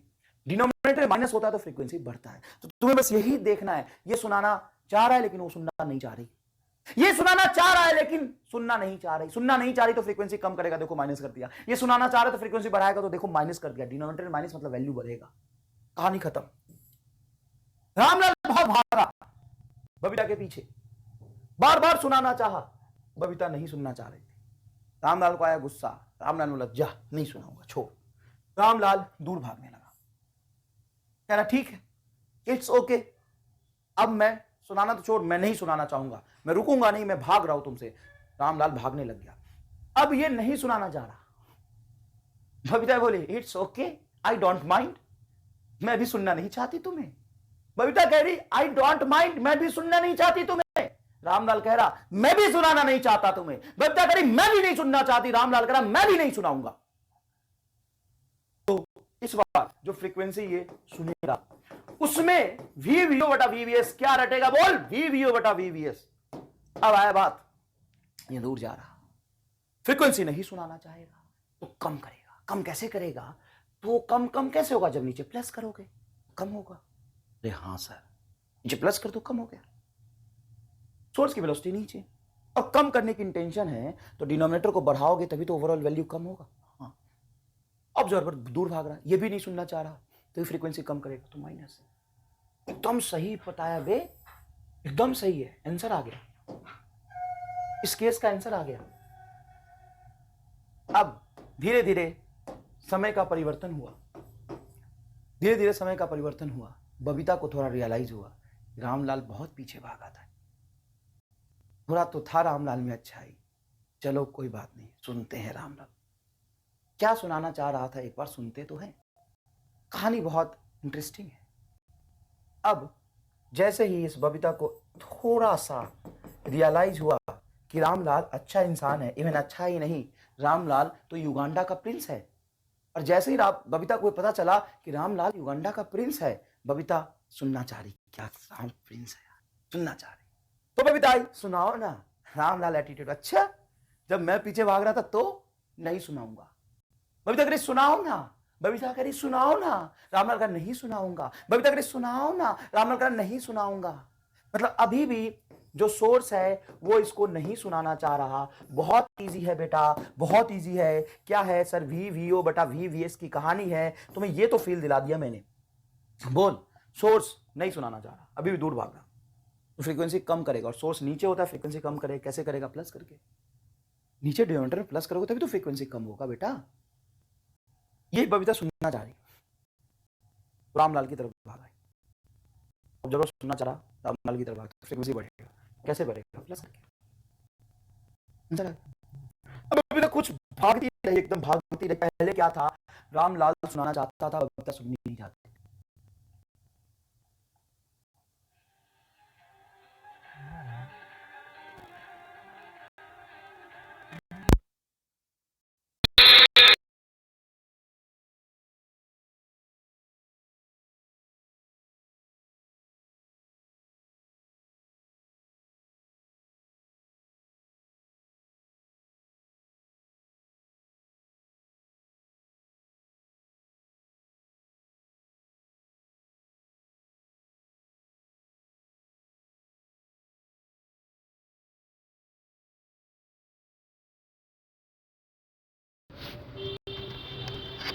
रामलाल खूब सुनाना चाहता, पीछे भागता रहा। बबीता को लगा ऐसी, पता है रामलाल युगांडा का प्रिंस नहीं सुनना चाहा, फ्रीक्वेंसी उसको ये सुनाई दिया। रामलाल को गुस्सा आया, रामलाल अब नहीं सुनाना चाह रहा, बबीता भी नहीं सुननी चाह रही, ये नहीं सुनना चाह रही। ऑब्जर्वर क्या होगा, ऊपर माइनस, नहीं ये नहीं सुनाना चाह रहा तो नीचे क्या होगा, प्लस, कम होना चाहिए। ठीक है बेटा। अब क्या हुआ, लास्ट नीचे डिनोमिनेटर प्लस करोगे तभी तो फ्रीक्वेंसी कम होगा बेटा। ये बबीता सुनना चाह रही, तो रामलाल की तरफ भागा है। ऑब्जर्वर सुनना चाह रहा, रामलाल की तरफ भागा, तो फ्रीक्वेंसी बढ़ेगा, कैसे बढ़ेगा, प्लस करके। अब बबीता कुछ भागती रही, एकदम भागती रही। पहले क्या था, रामलाल सुनाना चाहता था, बबीता सुननी नहीं चाहती थी। रामलाल खूब सुनाना चाहा, बात पीछे भागता रहा। बबीता को लगा था ऐसी ऐरा गहरा इंसान, इसको पता ही नहीं था रामलाल युगांडा का प्रिंस, नहीं सुनना चाहा, तो फ्रीक्वेंसी उसको ये सुनाई दिया बबीता को। रामलाल को गुस्सा आया, रामलाल अब नहीं सुनाना चाह रहा, बबीता भी नहीं सुननी चाह रही, तो ये नहीं सुनना चाह रही। ऑब्जर्वर तो क्या होगा, ऊपर माइनस, ये नहीं सुनाना चाह रहा तो नीचे क्या होगा, प्लस, कम होना चाहिए। ठीक है बेटा। अब क्या हुआ, लास्ट में क्या हुआ, कहानी क्या लगता है? सॉरी लास्ट ना, तो अब बबीता सुनना चाह रही, मतलब ये फ्रीक्वेंसी बढ़ाने का कोशिश करेगा, सुनना चाहिए तो ऊपर प्लस, ये अभी भी सुनाने नहीं चाह रहा। धीरे धीरे थोड़ा समय का परिवर्तन और हुआ, रामलाल को लगा चलो कोई बात नहीं, अब बबीता सुनना चाह रही तो चलो सुनाते हैं। अब रामलाल सुनाना चाह रहा इफ नॉट फ्रीक्वेंसी की साउंड बबीता को। रामलाल भागता हुआ, अच्छा आओ सुनाते हैं। रामलाल बबीता की तरफ भाग रहा, रामलाल बबीता की तरफ भाग रहा, और बबीता रामलाल की तरफ भाग रही। और हर कहानी का एंडिंग तो अच्छा ही होता है ना, हैप्पीनेस वाला एंडिंग होता है। यहाँ पे ये सुनाना चाह रहा और ये सुनना भी चाह रही, तो अपरेंट फ्रीक्वेंसी जो होगा वो रियल फ्रीक्वेंसी वी वीओ बटा वी बी एस। तो बोल भाई, ऑब्जर्वर सुनना चाह रहा तो बढ़ाएगा, ये भी सुनाना चाह रहा तो बढ़ाएगा और माइनस हो जाएगा। बताओ तुम्हें समझ आया कि नहीं? ये चार केस बहुत इंपॉर्टेंट है, और बच्चा हमेशा जिस बात में कंफ्यूज रहता है कि किसकी वेलोसिटी ऊपर किसकी वेलोसिटी नीचे, और इस बात में कंफ्यूज रहता है कब प्लस कब माइनस, तो सारा झंझट खत्म कर दिया, सारा झंझट खत्म कर दिया। तुम्हें ये फॉर्मेट याद रखना है, एफ डैश बराबर एफ नॉट वी वीओ बटा वी बी एस। बहुत मेहनत करके बनाया बेटा कहानी, है ना, कहानी बहुत मेहनत करके बनाया। दूसरी चीज देखो, source is moving toward stationary, source is moving toward stationary source. कहां से लाए हैं ये भैया सोर्स, मैं बताता हूं। Source is moving towards stationary wall, बस बस बस एक ही वर्ड चेंज करना, वॉल, दीवार, वॉल है, दीवार है, वॉल एट रेस्ट। तो source is moving towards the wall with velocity vs। अब जो सोर्स है वो साउंड इमिट करता हुआ वॉल की तरफ जा रहा है, और ऑब्जर्वर साहब यहां है, observer is at rest, observer यहां रेस्ट पे। तो ये जो ऑब्जर्वर है वो दो साउंड सुनेगा। सर कौन कौन सा? एक तो साउंड सोर्स से जो निकला है, भले ये सोर्स दूर जा रहा है ऑब्जर्वर से, देखो ना, एक साउंड डायरेक्ट इस ऑब्जर्वर की तरफ आएगा, यस इट्स गुड। और जो दूसरा साउंड है वो यहां से रिफ्लेक्ट होकर आएगा, जो सोर्स क्रिएट किया है वो दीवार की तरफ जाएगा, और दीवार से साउंड रिफ्लेक्ट होकर ऑब्जर्वर की तरफ आएगा। तो ऑब्जर्वर दो साउंड सुनेगा, एक reflected sound from wall, and second one is direct coming from source. Source से डायरेक्ट इसके पास, ऑब्जर्वर के पास पहुंचेगा साउंड। मान लो कि ओरिजिनल फ्रीक्वेंसी है एफ नॉट, तो ऑब्जर्वर जो सुनेगा F one dash is equal to F naught V V O बटा वी बी एस। फॉर्मूला ऐसे लगाना है सर, ऑब्जर्वर नहीं चल रहा, लेकिन फॉर्मूला ये लगाना है। अब सुन मेरी बात, ऑब्जर्वर रेस्ट में है ना, यही बोला ना, तो ऑब्जर्वर रेस्ट में तो वीओ नहीं है, लिखने के बाद इस वीओ को मिटा दे। फॉर्मेट ये याद रखो ना, बार बार इसको यूज करोगे तो याद हो जाएगा। तो जो सोर्स है वो दूर जा रहा है वीएस स्पीड से, तो फ्रीक्वेंसी को क्या करेगा, कम करेगा। सर सोर्स दूर जाएगा तो कम करेगा, मतलब प्लस, नीचे डिनोमिनेटर में प्लस करोगे तभी तो डिग्रीज होगा, नीचे वैल्यू बढ़ेगी। तो एक साउंड तो ये सुनेगा। दूसरा सर रिफ्लेक्टेड साउंड की फ्रीक्वेंसी क्या होगी, तो किताबों में करने का इसका एक लेंथी मेथड है।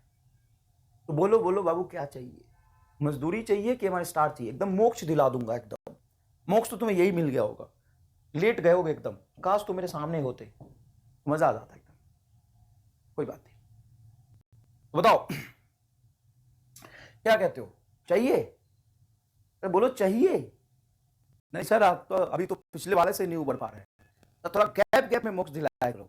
दादा मोक्ष दिलाते हो ना तो मैं डर जाते एकदम, छोड़ इधर यहाँ से, देख क्या होगा।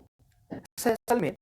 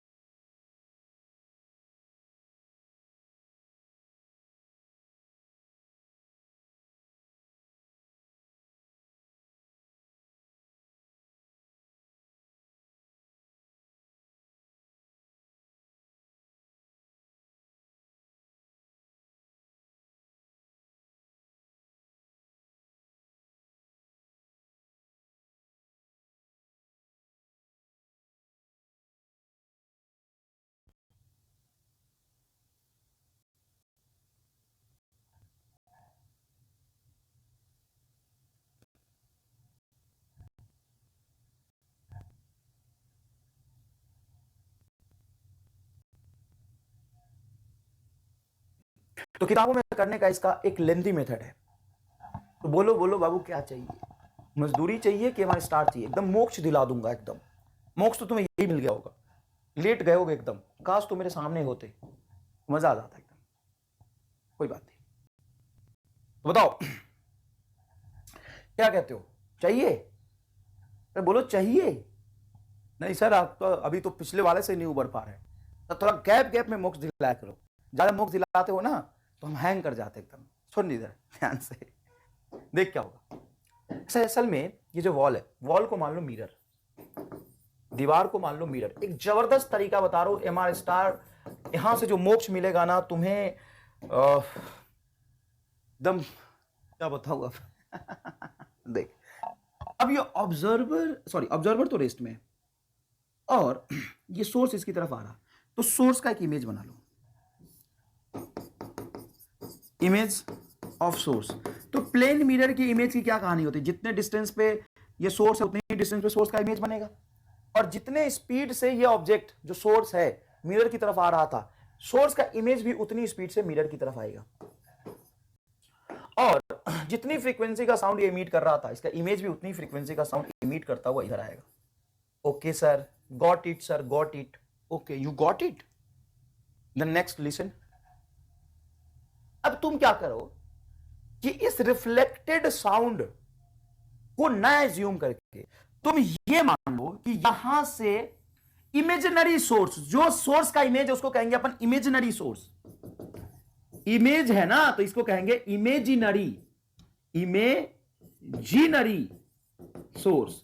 और इस इमेजिनरी सोर्स का जो फ्रीक्वेंसी इसको सुनाई देगा वो लिख लो, वही रिफ्लेक्टेड साउंड का फ्रीक्वेंसी होगा। मैंने प्रूफ कर लिया है, तुम तो डायरेक्ट हमारा स्टार लो, और लास्ट ईयर के कई पूछे हुए सवाल आंसर निकाल दूंगा डायरेक्ट। कई लोग किताबों में देख लेना, इसको सिखाते पहले ये सुना, दीवार भी सुनता है, दीवार में कान लगाते थे, वे महा इंसान बेवकूफ इंसान, दीवार में कान लगा रहे यार, तोड़ ना, इमेज बना, और इमेज इसकी तरफ आ रहा, तो दूसरा फ्रीक्वेंसी जो सुनाई देगा वो क्या देगा, तो f2 dash is equal to f0, और सोर्स इसकी तरफ आ रहा, फ्रीक्वेंसी बढ़ाएगा v बटा v माइनस vs, ये आंसर। तो जो ऑब्जर्वर दो फ्रीक्वेंसी सुनेगा और दोनों फ्रीक्वेंसी में जो डिफरेंस आएगा उसको हम कहते हैं बीट फ्रीक्वेंसी। समझाऊंगा बीट फ्रीक्वेंसी क्या होता है, कैसे फॉर्म होता है। दोनों फ्रीक्वेंसी में जो डिफरेंस होगा, तो इसका एक फ्रीक्वेंसी f2 डैश और दूसरा है f1 डैश, ये हो जाएगा आपका बीट फ्रीक्वेंसी। कहानी समझ आई बहुत आसानी से, कोई खास बात नहीं है। नेक्स्ट देखिए, सोर्स चल रहा दीवार की तरफ, हाँ सर चल रहा दीवार की तरफ, और इस बार दीवार रेस्ट में है भाई, दीवार रेस्ट में, दीवार नहीं चल रहा, घबरा मत, ऐसा सर मत बोल देना कभी कि दीवार चल रहा है, दीवार तो रेस्ट में है। पिछले केस में और इसमें डिफरेंस क्या देख के बता सर, इसमें डिफरेंस ये है कि जो ऑब्जर्वर पहले सोर्स से पीछे था, यहां था, सोर्स दीवार की तरफ जा रहा था, ऑब्जर्वर से दूर जा रहा था। अब क्या है, सोर्स दीवार की तरफ जा रहा है, ऑब्जर्वर के पास आ रहा है, क्योंकि ऑब्जर्वर यहां पे रेस्ट में बैठा है। तो यहां से दो साउंड इमिट होगा सर, हाँ, एक पास आते हुए सोर्स से जो डायरेक्ट ऑब्जर्वर के पास आएगा, एक सोर्स से निकला है वो पहले दीवार पे टकरा के रिफ्लेक्ट होगा, वो भी सुनेगा ये। अब क्या करें सर, एक काम करो, सोर्स का इमेज बनाओ, ये होगा image of source, image of source, imaginary source, imaginary source.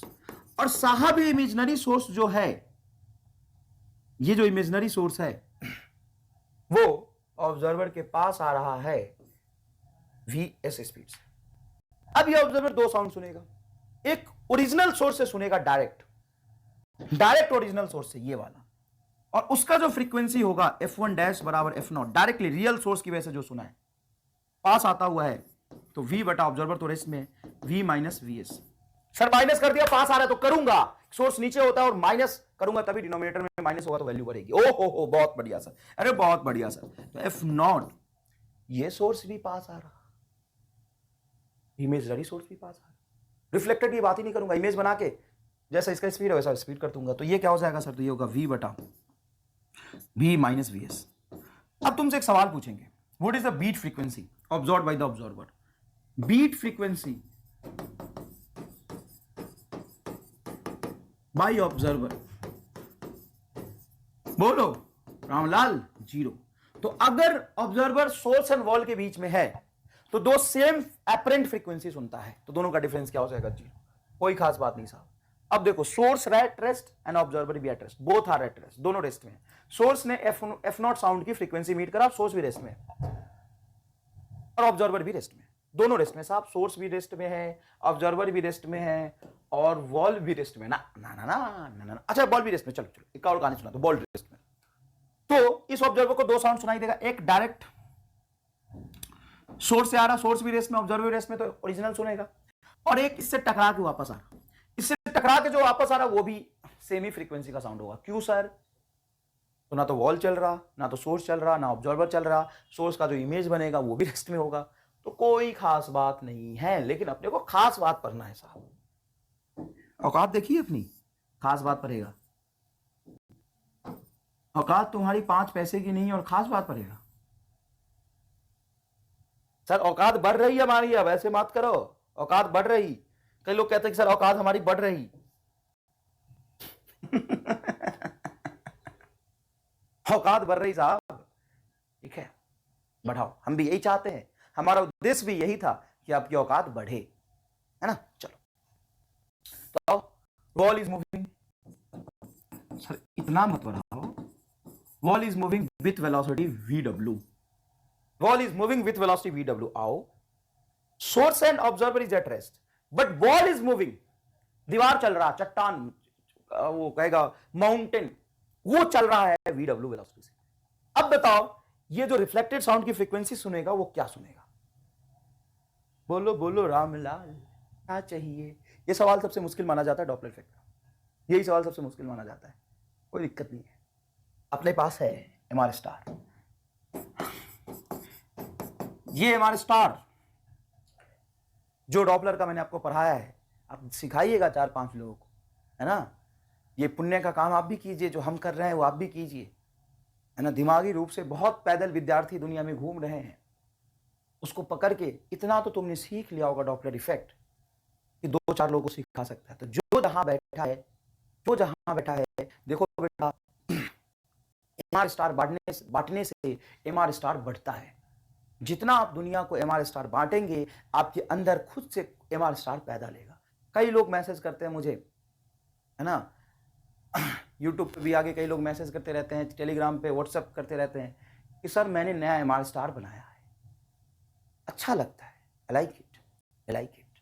आप बनाइए और दुनिया को बताइए, बहुत अच्छा है ना। आप सीख पा रहे हैं और फिजिक्स जैसी सब्जेक्ट सीख पा रहे हैं, इससे ज़्यादा खुशी की बात क्या हो सकती है? तो बताइए इसका एमआर स्टार क्या कहता है? ये बहुत सिंपल है साहब, ये कहता है F = F0 VVS बटा VVO। हैं सर गलत पढ़ा रहे हो, हमने रटा है, सुनने वाला ऊपर होता है, सुनाने वाला नीचे होता है। VVO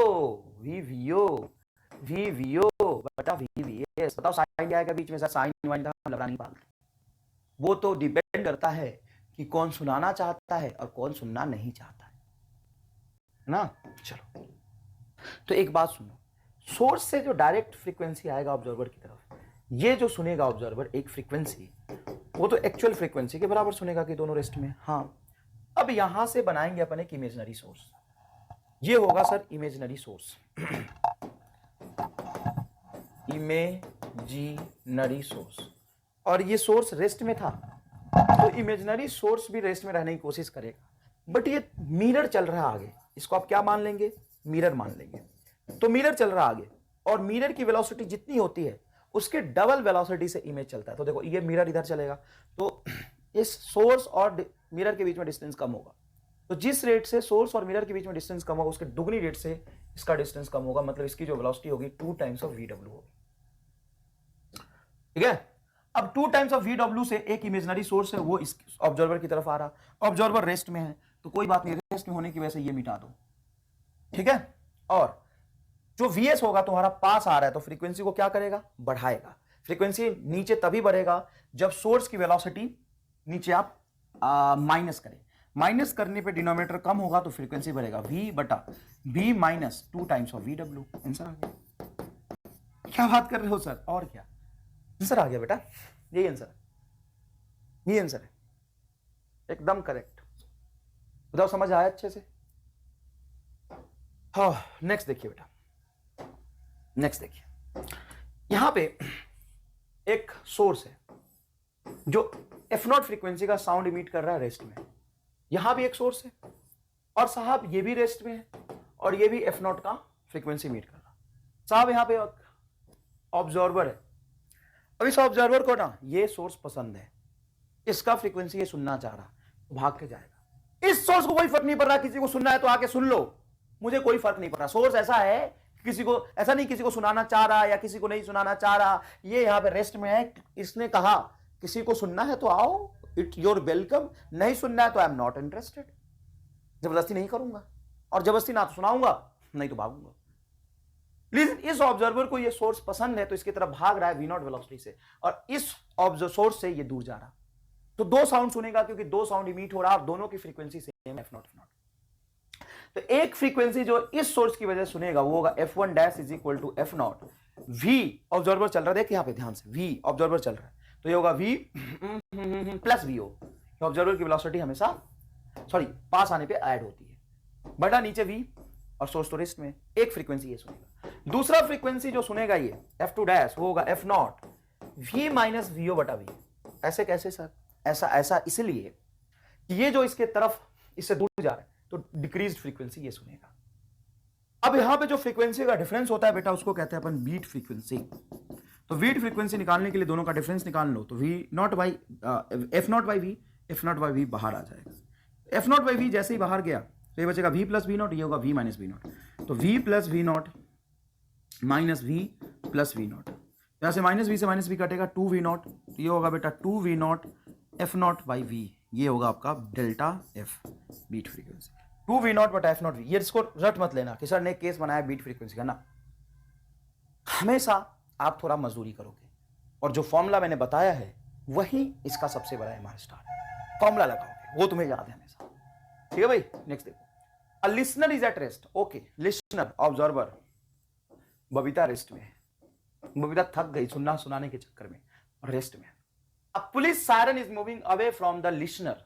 पुलिस सायरन, पुलिस की जीप सायरन बजाते हुए 60 मीटर पर सेकेंड से अवे जा रही है।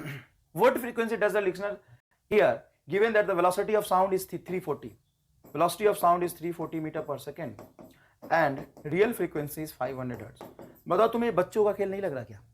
बच्चों का खेल नहीं लग रहा क्या? लगेगा, अभी नहीं लग रहा तो लगेगा। F dash is equal to F naught V V O बटा वी वी एस। बताओ दोनों की जरूरत है कि एक मिटा दूं? सर लिखा ही क्यों जब आप मिटाना चाह रहे हो? तो लिखा इसलिए कि यही फॉर्मेट आपको बार बार यूज करना, तो बार बार आपको एहसास होना चाहिए कि वीओ ऊपर आता है। लेकिन बबीता रेस्ट में ऑब्जर्वर तो ये हट जाएगा, और पक्की बात है ये दूर जा रहा, फ्रीक्वेंसी कम होगा। कम तभी होगा जब नीचे प्लस करेंगे। एफ नॉट की वैल्यू है 500 and V is 340 divided by 340 plus 60, तो 400 हो जाएगा नीचे। तो साहब ये होगा 500 मल्टीप्लाई, ऐड क्यों किया बेटा? क्योंकि डिक्रीज करना है तो नीचे प्लस करेंगे। 340 प्लस 60 तो 400 हो गया साहब, तो जीरो से जीरो कटा, 500 है ना, और जीरो से जीरो कटेगा,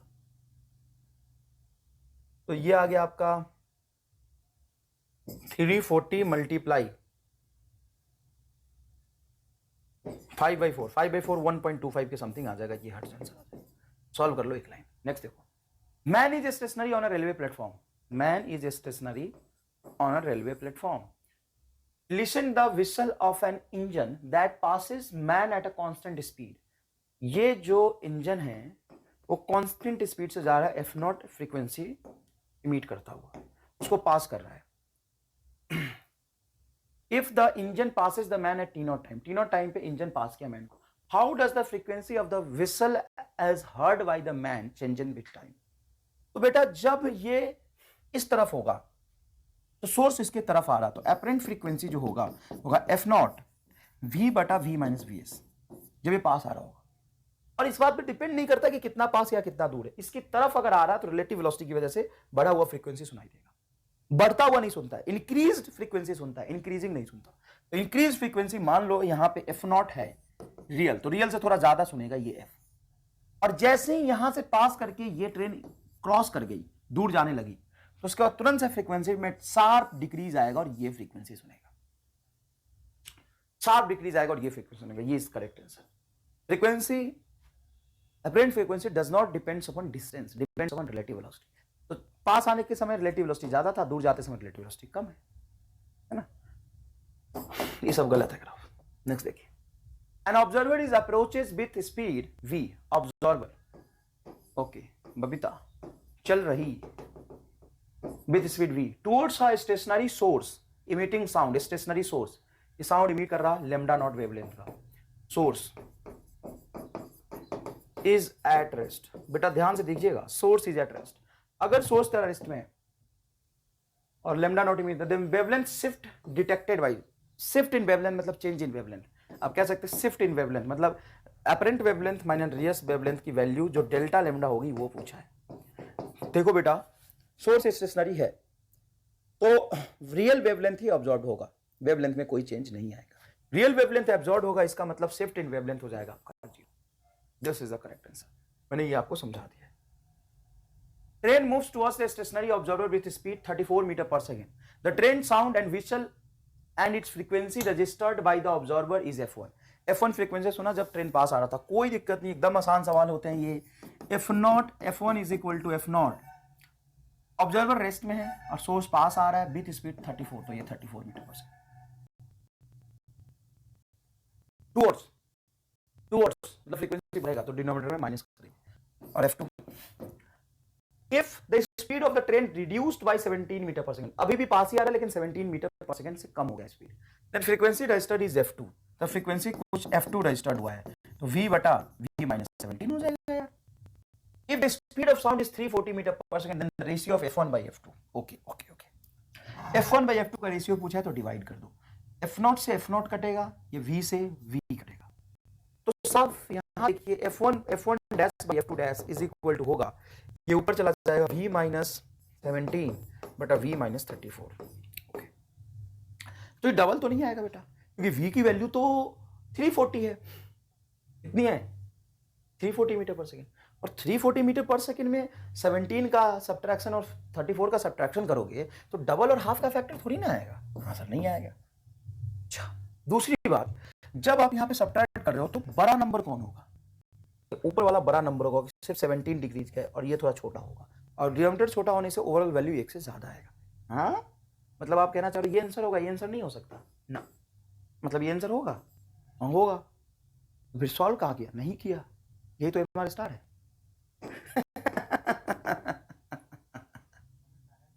यही तो एमआर स्टार है, समझो बउआ, समझना पड़ेगा, रामलाल मजदूरी नहीं, हमारा स्टार्ट चाहिए। देखो, कई बच्चे जब ये सवाल आता है तो पूरी कहानी सुनाते हैं, सॉल्व करते हैं, कैलकुलेशन करते हैं, मजदूरी कहते हैं। मैं नहीं चाहता कि आप मजदूरी करें, और आपकी मजदूरी का लेवल युगांडा वाली, एकदम युगांडा वाली मजदूरी करना बेटा। समझ आया? सुनो ध्यान से, सॉल्व करनी नहीं था, ये भी नहीं लिखना था, पहले ये सुनो। f1 कब था, जब 34 मीटर से पास आ रहा है, ज्यादा वेलोसिटी से पास आ रहा है तो फ्रीक्वेंसी ज्यादा बढ़ा हुआ सुनाई देगा। बाद में 70 मीटर पर सेकंड से आ रहा है, फ्रीक्वेंसी बाद में बढ़ेगा लेकिन कम बढ़ेगा, तो दोनों का रेशियो 1 से ज्यादा होना चाहिए और 1 से जस्ट ज्यादा होना चाहिए, क्योंकि स्पीड ऑफ साउंड 340 और ये तो 34 और 70 है, तो जस्ट ज्यादा होना चाहिए, जस्ट ज्यादा होना चाहिए, हाफ फुट होगा नहीं, कम होगा नहीं, तो ये आंसर है। इसको कहते हैं हमारे स्टार, और जितने बच्चों को समझ आ गया होगा एकदम मोक्ष मिलेगा। नहीं, अभी तुम भटको थोड़ा, संघर्ष से हमारे स्टार तक पहुंचो। Sound source is moving towards a stationary observer with 1/10 of the speed of sound. A sound source is moving towards the stationary observer. अभी भी observer रेस्ट में, and sound source is moving towards the stationary observer of 1/10 of speed of sound. Speed of sound जितनी होती है उसका 1/10 से चल रहा है। The ratio of apparent to real frequency. Ratio of apparent to real frequency. तो सुनो, apparent frequency क्या होगा सर, बढ़ेगा, तो f डैश बराबर f v बटा v माइनस b बाई 10, तो अपरेंट बाई रियल ये फ्रीक्वेंसी हो गया, f नॉट चाहो तो नीचे f नॉट लिख लो, तो अब ये हो जाएगा v बटा v माइनस b बाई 10, तो एलसीएम लोगे तो 10 माइनस 9 v बाई 10, तो 10 ऊपर v से v कटेगा, 10 by 9 is answer, 10 by 9 is answer. देख साहब कितना आसान सवाल है यार, एकदम टाइम पास करने जैसा लग रहा है सवाल सॉल्व करना। नेक्स्ट देखो, a man standing on a platform observe that the frequency of the sound a whistle emitted by the train drops by 140 hertz if the velocity of sound in air is 330 meter per second and speed of train is 70 meter per second. देख बेटे भाई, observer rest में है, और ये train source चलते हुआ आ रहा है 70 मीटर पर सेकेंड से, ये सोर्स की वेलोसिटी है। स्पीड ऑफ साउंड दिया हुआ है 330। तो जो वेलोसिटी सुनाई दिया ना, इसको एक्चुअल फ्रीक्वेंसी से 170 कम सुनाई दिया, ड्रॉप्ड बाय 140। बस ये लैंग्वेज का ध्यान रखना है। अपरेंट फ्रीक्वेंसी होगा इफ नॉट वी और रेस्ट में, ऑब्जर्वर रेस्ट में है, v माइनस वी एस की plus V S. Sir minus V S क्यों? क्योंकि पास आ रहा है। Man standing on a platform observe that frequency of the sound, ना ना ना ना दूर जा रहा है। सर आपको कैसे पता पास आ रहा है कि दूर जा रहा है? एक बात बताओ, फ्रीक्वेंसी कम हुई ना, कम तभी होता है जब सोर्स दूर जाता है, दूर जाता है तो प्लस होगा। तो जाए कि नहीं है? अब ये ड्रॉप हुआ है 140 से, तो आप लिख सकते हो F naught minus 140 is equal to F naught is equal to V V V V V है 330 divided by 330 plus 70, 330 plus 70 hertz. ये है तेरी कहानी, तेरी मेरी कहानी। समझ आया कि नहीं आया? देखो लैंग्वेज चेंज करा है थोड़ा। वो कह है कि फ्रीक्वेंसी ड्रॉप्ड बाय 140, तो 140 घटा दिए। तो सॉल्व करना मुश्किल लग रहा है क्या? ना, बहुत आसान होगा। देखो यहां से ये 400 हो जाएगा, 0 और 400 तो 30/40, 33/40। तो 33/40 को 40 को यहां ले आओ तो ये हो जाएगा तुम्हारा 40 F naught minus 140 multiply 40। Sir इसको गुना करने में थक जाएंगे सर। तो क्यों थक रहा है बे? मत कर गुना, मत करना, देखना अभी देख। 40 एफ नॉट और 33 एफ नॉट मतलब 7 F naught. 7 F naught is equal to 140 multiply 40। बेटा साहब रामलाल ये कटेगा 20 से, तो एफ नॉट आपका आएगा 800। हट जा 800, हट जा हट जा हट जा हट जा। During fork of unknown frequency, रुक जा रुक जा रुक जा रुक जा। अननोन फ्रीक्वेंसी वाली बात अभी करेंगे, नॉन फ्रीक्वेंसी वाली बात करेंगे। ये डॉपलर के बेटा बाद आएगा। कब आएगा ये? सॉरी बीट के बाद आएगा, मतलब डॉपलर के बाद आएगा बीट में। ये देखिए ये भी बाद में आएगा। थोड़ा सा हो जाता है ऊपर से नीचे, नीचे से ऊपर। शायद दो सवाल का डिफरेंस होता है, कोई बात नहीं। देखिए ये बढ़िया सवाल है। Whistle S of frequency F revolves in a circle. देखो एफ एक विसल है जो एफ नॉट फ्रीक्वेंसी इमिट करता हुआ सर्कल पे घूम रहा है, और यहां पे एक डिटेक्टर लगा है। Then what will the ratio of maximum and minimum frequency detected by the detector? Detector maximum और मिनिमम फ्रीक्वेंसी कितना सुनेगा? तो बेटा यहां पे तो डॉपलर इफेक्ट हो नहीं पाएगा क्योंकि डिटेक्टर से परपेंडिकुलर चल रहा। यहां पे भी डॉपलर इफेक्ट हो नहीं पाएगा। कहीं यहां पे इस विसल के लॉन्ग चल रहा होगा, यहां पे नहीं, यहां पे इसकी वेलोसिटी का कंपोनेंट इसके लॉन्ग आएगा। यहां पे टेंजेंट जो ड्रॉ करोगे उसी की तरफ वेलोसिटी होगा, और ये वेलोसिटी एग्जैक्टली कितने से चल रहा है? वो v से चल रहा है, एग्जैक्टली v डिटेक्टर की तरफ होगा। यहां पे कहीं देखेंगे ध्यान से, ये v डिटेक्टर से दूर होगा। तो जो मैक्सिमम फ्रीक्वेंसी सुनेगा जब ये एग्जैक्टली पास आ रहा होगा तो मैक्सिमम सुनेगा। तो एफ मैक्सिमम हो जाएगा आपका एफ नॉट वी वी बटा V V S. Detector rest में मतलब ऑब्जर्वर रेस्ट में चल रहा है, कौन रहा है? Source. Speed of light sorry speed of sound दिया है c, तो c बटा c माइनस v। तो ये नहीं समझ आया।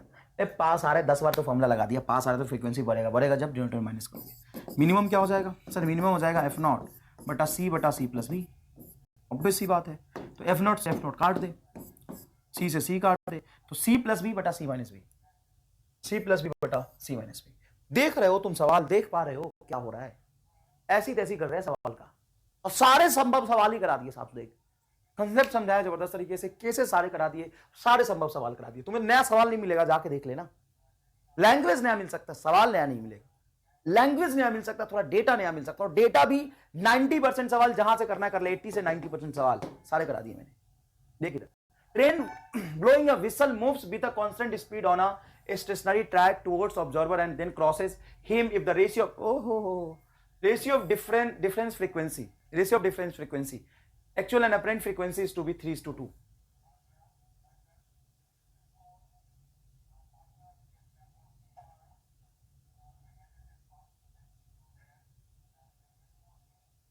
If the ratio of difference frequency, the actual and apparent frequency is to be 3:2 in the two cases, then the speed of train is.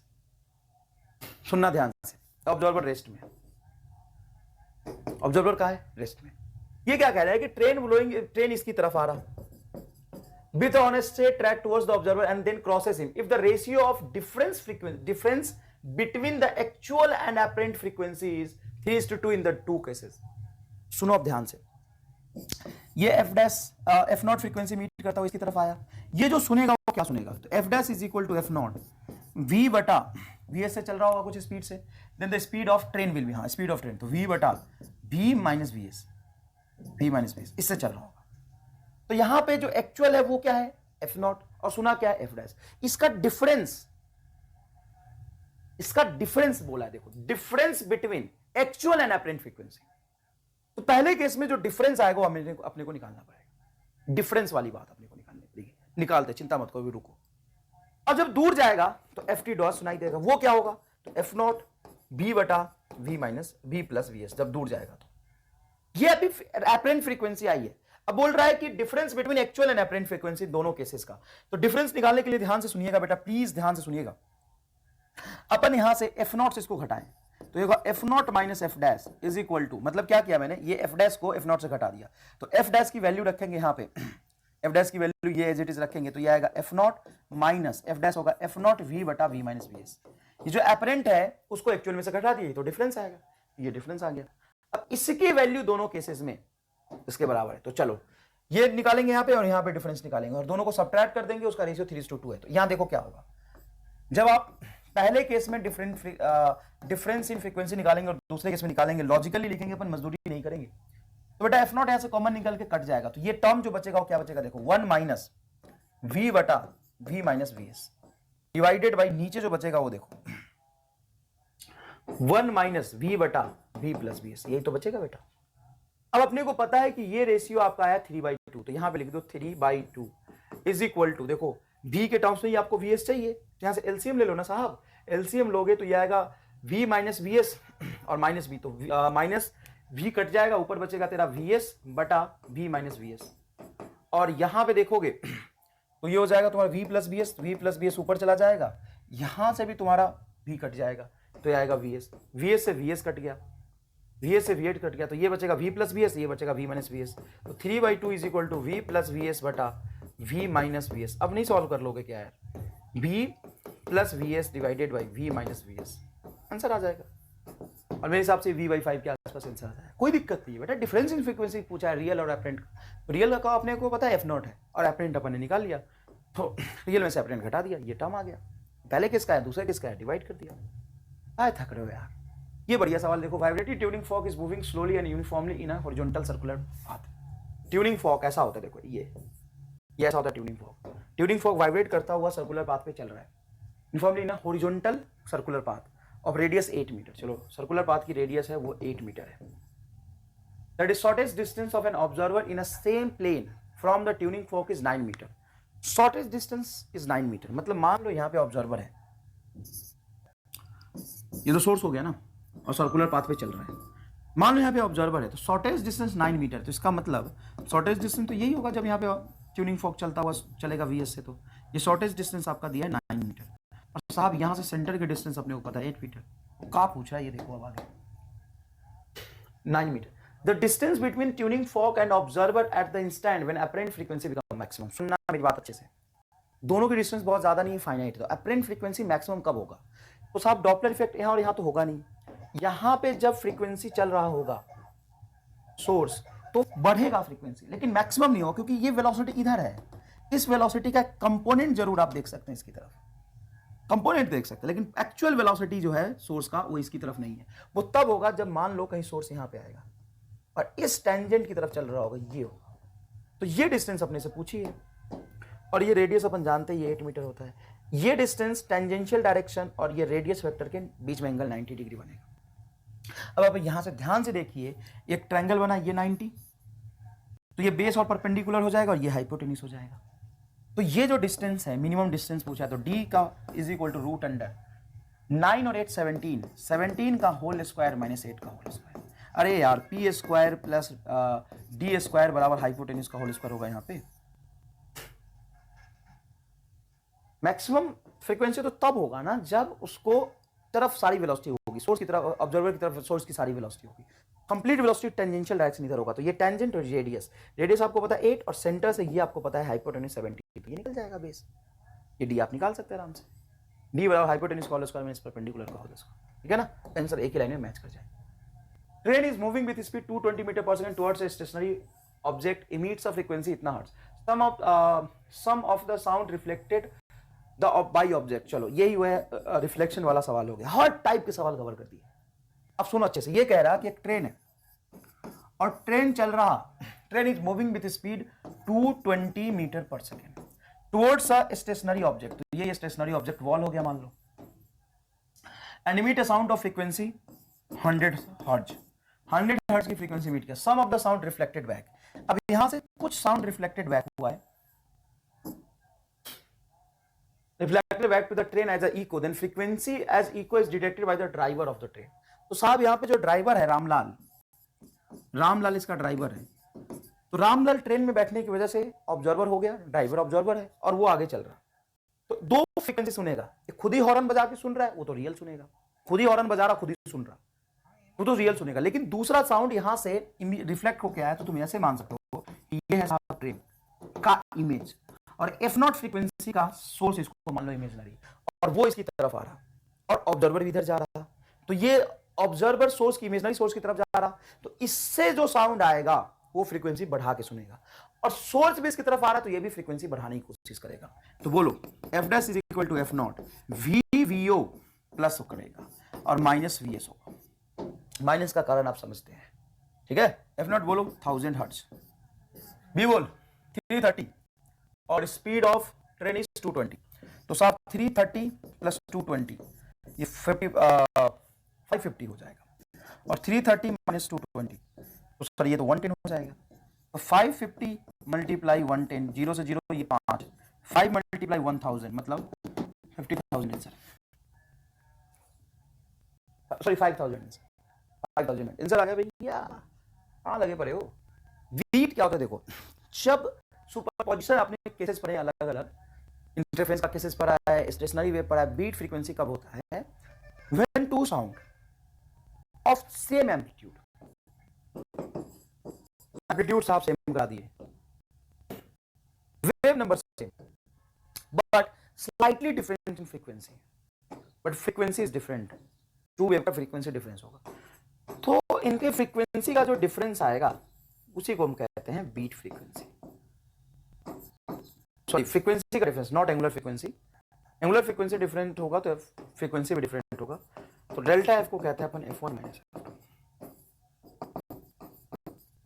Beat frequency.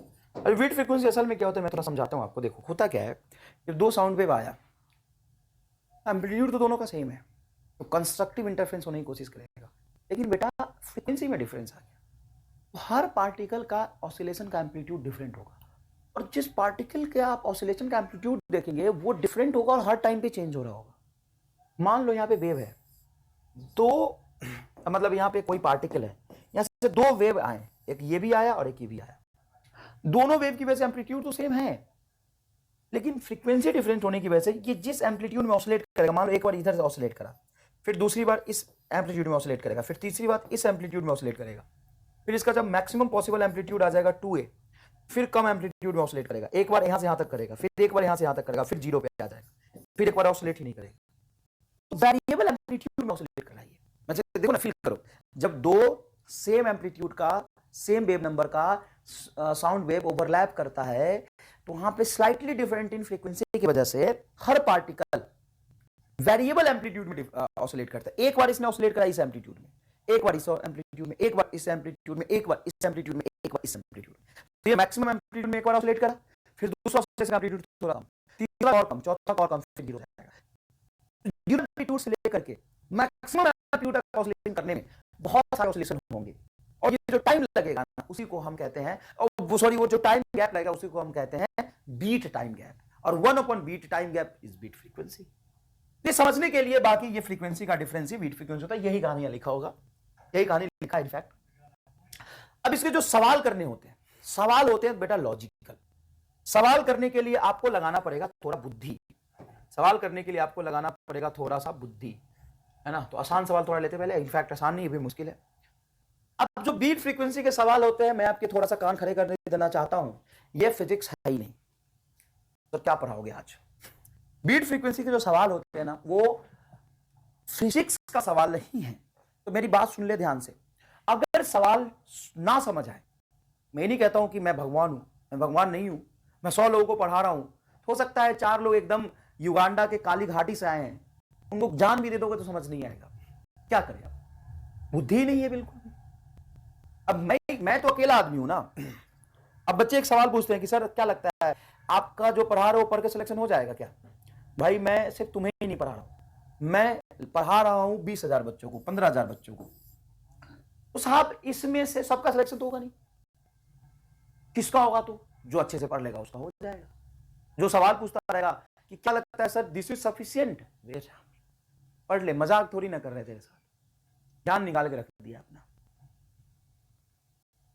पहली बात कि सिलेक्शन होना और ना होना मेरे पे डिपेंड नहीं करता, क्योंकि मैं तो सबको समान ज्ञान बांट रहा हूं। अब तुम्हारे एब्जॉर्बिटी पे डिपेंड करता है कि तुम उसको कितना एब्जॉर्ब कर पाते हो एग्जाम में, और एब्जॉर्ब भी नहीं कर पाते हो। Good absorber is a good emitter, good absorber is a good emitter, Kirchhoff's law कहता है। तो जितना ज्यादा एब्जॉर्ब करोगे उतना ज्यादा इमीट करने की प्रोबेबिलिटी होगी। अब गुड इमीटर होगा कि नहीं होगा वो भी अलग बात है। सीख तो सब कुछ लिया लेकिन कर नहीं पा रहे हैं कुछ। एग्जाम में परफॉर्म भी नहीं कर पा रहे हैं। समझ में आया कि नहीं है? ध्यान रखेंगे इस बात का। बता तो मैं सबको समान ही रहा हूं ना यार। कोई बच्चा कह रहा है, बच्चा मैसेज कर रहा है सर जेईई एडवांस तक के सवाल मैं कर रहा हूं, मैंने भी उसी बच्चे को सिखाया, आपको भी उसी बच्चे को सिखाया। आप नीट के सवाल कर पा रहे हैं अच्छे से, बहुत बढ़िया बात है। कुछ नीट के सवाल नहीं कर पा रहे हैं और कुछ को समझ ही नहीं आ रहा है, तो आप पे रिसीवर पे प्रॉब्लम है भाई। सोर्स से तो बढ़िया साउंड जा रहा है, अब रिसीवर का एंटीना तो ऐसे घुमा के बैठा, इधर उधर एंटीना घुमा के बैठा है, यहाँ पे साउंड आ रहा, इंटरेक्ट नहीं कर रहा। तो प्रॉब्लम इंटरेक्शन में, प्रॉब्लम सोर्स में नहीं है। चले किधर? A tuning fork of unknown frequency produce 4 beat per second। एक ट्यूनिंग फॉर्क है ऑफ अननोन फ्रीक्वेंसी। इस ट्यूनिंग फॉर्क का फ्रीक्वेंसी हमें नहीं पता। प्रोड्यूस 4 बीट पर second when sounded with another tuning fork of frequency 250 hertz. मतलब एक ट्यूनिंग फॉर्क है जिसकी फ्रीक्वेंसी है 250 हर्ट्ज। ये किसी दूसरे ट्यूनिंग फॉर्क, मतलब मान लो ये ए है, किसी दूसरे ट्यूनिंग फॉर्क बी के साथ ऑसिलेट करता है, बी साउंड वेव क्रिएट करता है, उसके साथ ऑसिलेट करता है, तो 4 बीट प्रोड्यूस कर रहा। तो लॉजिकल सी बात है कि दोनों के फ्रीक्वेंसी का जो डिफरेंस होना चाहिए वो 4 होना चाहिए, तभी बीट फ्रीक्वेंसी का मतलब होता है फ्रीक्वेंसी डिफरेंस। एक नोन है, दूसरा अननोन है, तो अननोन हो सकता है इसके साथ 4 का डिफरेंस क्रिएट करने के लिए 4 ज्यादा रहा हो, तो ये हो सकता है 258 हर्ट्ज। ध्यान से सुनना बेटा, यही है प्रोसीजर असल में सॉल्व करने का। इसका कोई फॉर्मूला नहीं है, कोई गणित मैथमेटिक्स नहीं है, ये सिंपल मैथ है, मैथ मेंटल एबिलिटी कहते हैं इसको। तो ये 250 और 258 ना ना ना ना ना ना ना ना 250 है, तो ये 254, सॉरी ये 254 है। अरे यार ये 254, आई एम सॉरी, समझाने के चक्कर में डेटा गलत लिखा, 254 हर्ट्ज नोन वाली। और ये 4 बीट प्रोड्यूस कर रहा है दूसरे अननोन से। तो अननोन कितना हो सकता है? 2 ही पॉसिबिलिटी है, या तो 250 इससे कम या इससे ज्यादा 258 हर्ट्ज, ये 2 पॉसिबिलिटी है। मतलब आंसर इसी दोनों में से कोई होगा। मतलब 254 नहीं होगा, क्योंकि 254 बराबर होगा तो बीट कैसे सुनाई देगा? कांट बी डिटरमाइन भी गलत है। 250 और 258 देखो इसी दोनों में से एक आंसर होगा। अब क्या होगा इसके लिए वो दूसरा कंडीशन बताएगा।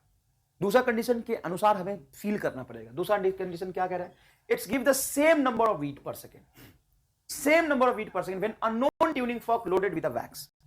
अननोन ट्यूनिंग फॉर्क पे अगर तुम वैक्स लगा दोगे, वैक्स मतलब होता है मोम, अगर ये वैक्स लगा दोगे तो ये मोटा हो जाएगा और इसकी फ्रीक्वेंसी कम होने लगेगी, शार्पनेस कम हो जाएगा। अगर कभी कभी कहता है ट्यूनिंग फॉर्क को शार्प कर दिया, तो शार्प करने की वजह से फ्रीक्वेंसी बढ़ती है और लोडेड विद वैक्स की वजह से फ्रीक्वेंसी कम होता है, तो दोनों कम होने लगेगा। और कम होने के बाद भी बीट फ्रीक्वेंसी 4 का ही है, तो ये कब पॉसिबल हो सकता है? ये 250 से कम होगा, तो 250 से कम होके हो सकता है सर 246 हो जाए, 240 हो जाए। तो ये 250 से कम जाता जाएगा, तो 254 के रिस्पेक्ट में इसको तो कुछ नहीं किया है, ऐसे है पहले वाला, इसके रिस्पेक्ट में इसकी डिफरेंस बढ़ेगी, तो बीट फ्रीक्वेंसी बढ़ना चाहिए था। लेकिन कह रहा है बीट फ्रीक्वेंसी सेम रह गया, तो कैसे सेम रह सकता है? ये भी कम होगा। तो 258 से कम होके हो सकता है 254 हो, फिर 250 हो, फिर 246 हो। तो ये कम होते होते ऐसा हो सकता है इतना मोम लगाए कि इसकी फ्रीक्वेंसी हो गई 254, तो बीट फ्रीक्वेंसी होगा। और मोम लगा दिया तो फ्रीक्वेंसी को 250 और 254 का डिफरेंस कितना होगा? बोलो 4। दोनों केस में 4 का डिफरेंस तभी पॉसिबल हो जाएगा जब 258 आप फ्रीक्वेंसी रहा होगा।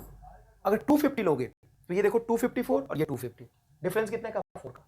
अब इस पे वैक्स लगाया तो इसकी फ्रीक्वेंसी कम होने लगेगी, तो डिफरेंस बढ़ेगा और कभी भी 4 का डिफरेंस नहीं आ सकता क्योंकि ये तो फिक्स्ड है ना, ये तो फिक्स्ड है ना, ये आंसर होगा। भाई साहब नहीं होता है 90% बच्चों का सवाल ये, क्यों? क्योंकि युगांडा से आए हैं, पता ही नहीं चल, बुद्धि ही नहीं है एकदम, कोई फिजिक्स नहीं है। अगर तुम सवाल नहीं कर पा रहे हो ना तो अपनी बुद्धि पे ये दीवार पे 4 बार मारना इसको, क्या पता कुछ सर्किट इधर उधर खराब हो, सही जगह पे घिसक के चला जाए।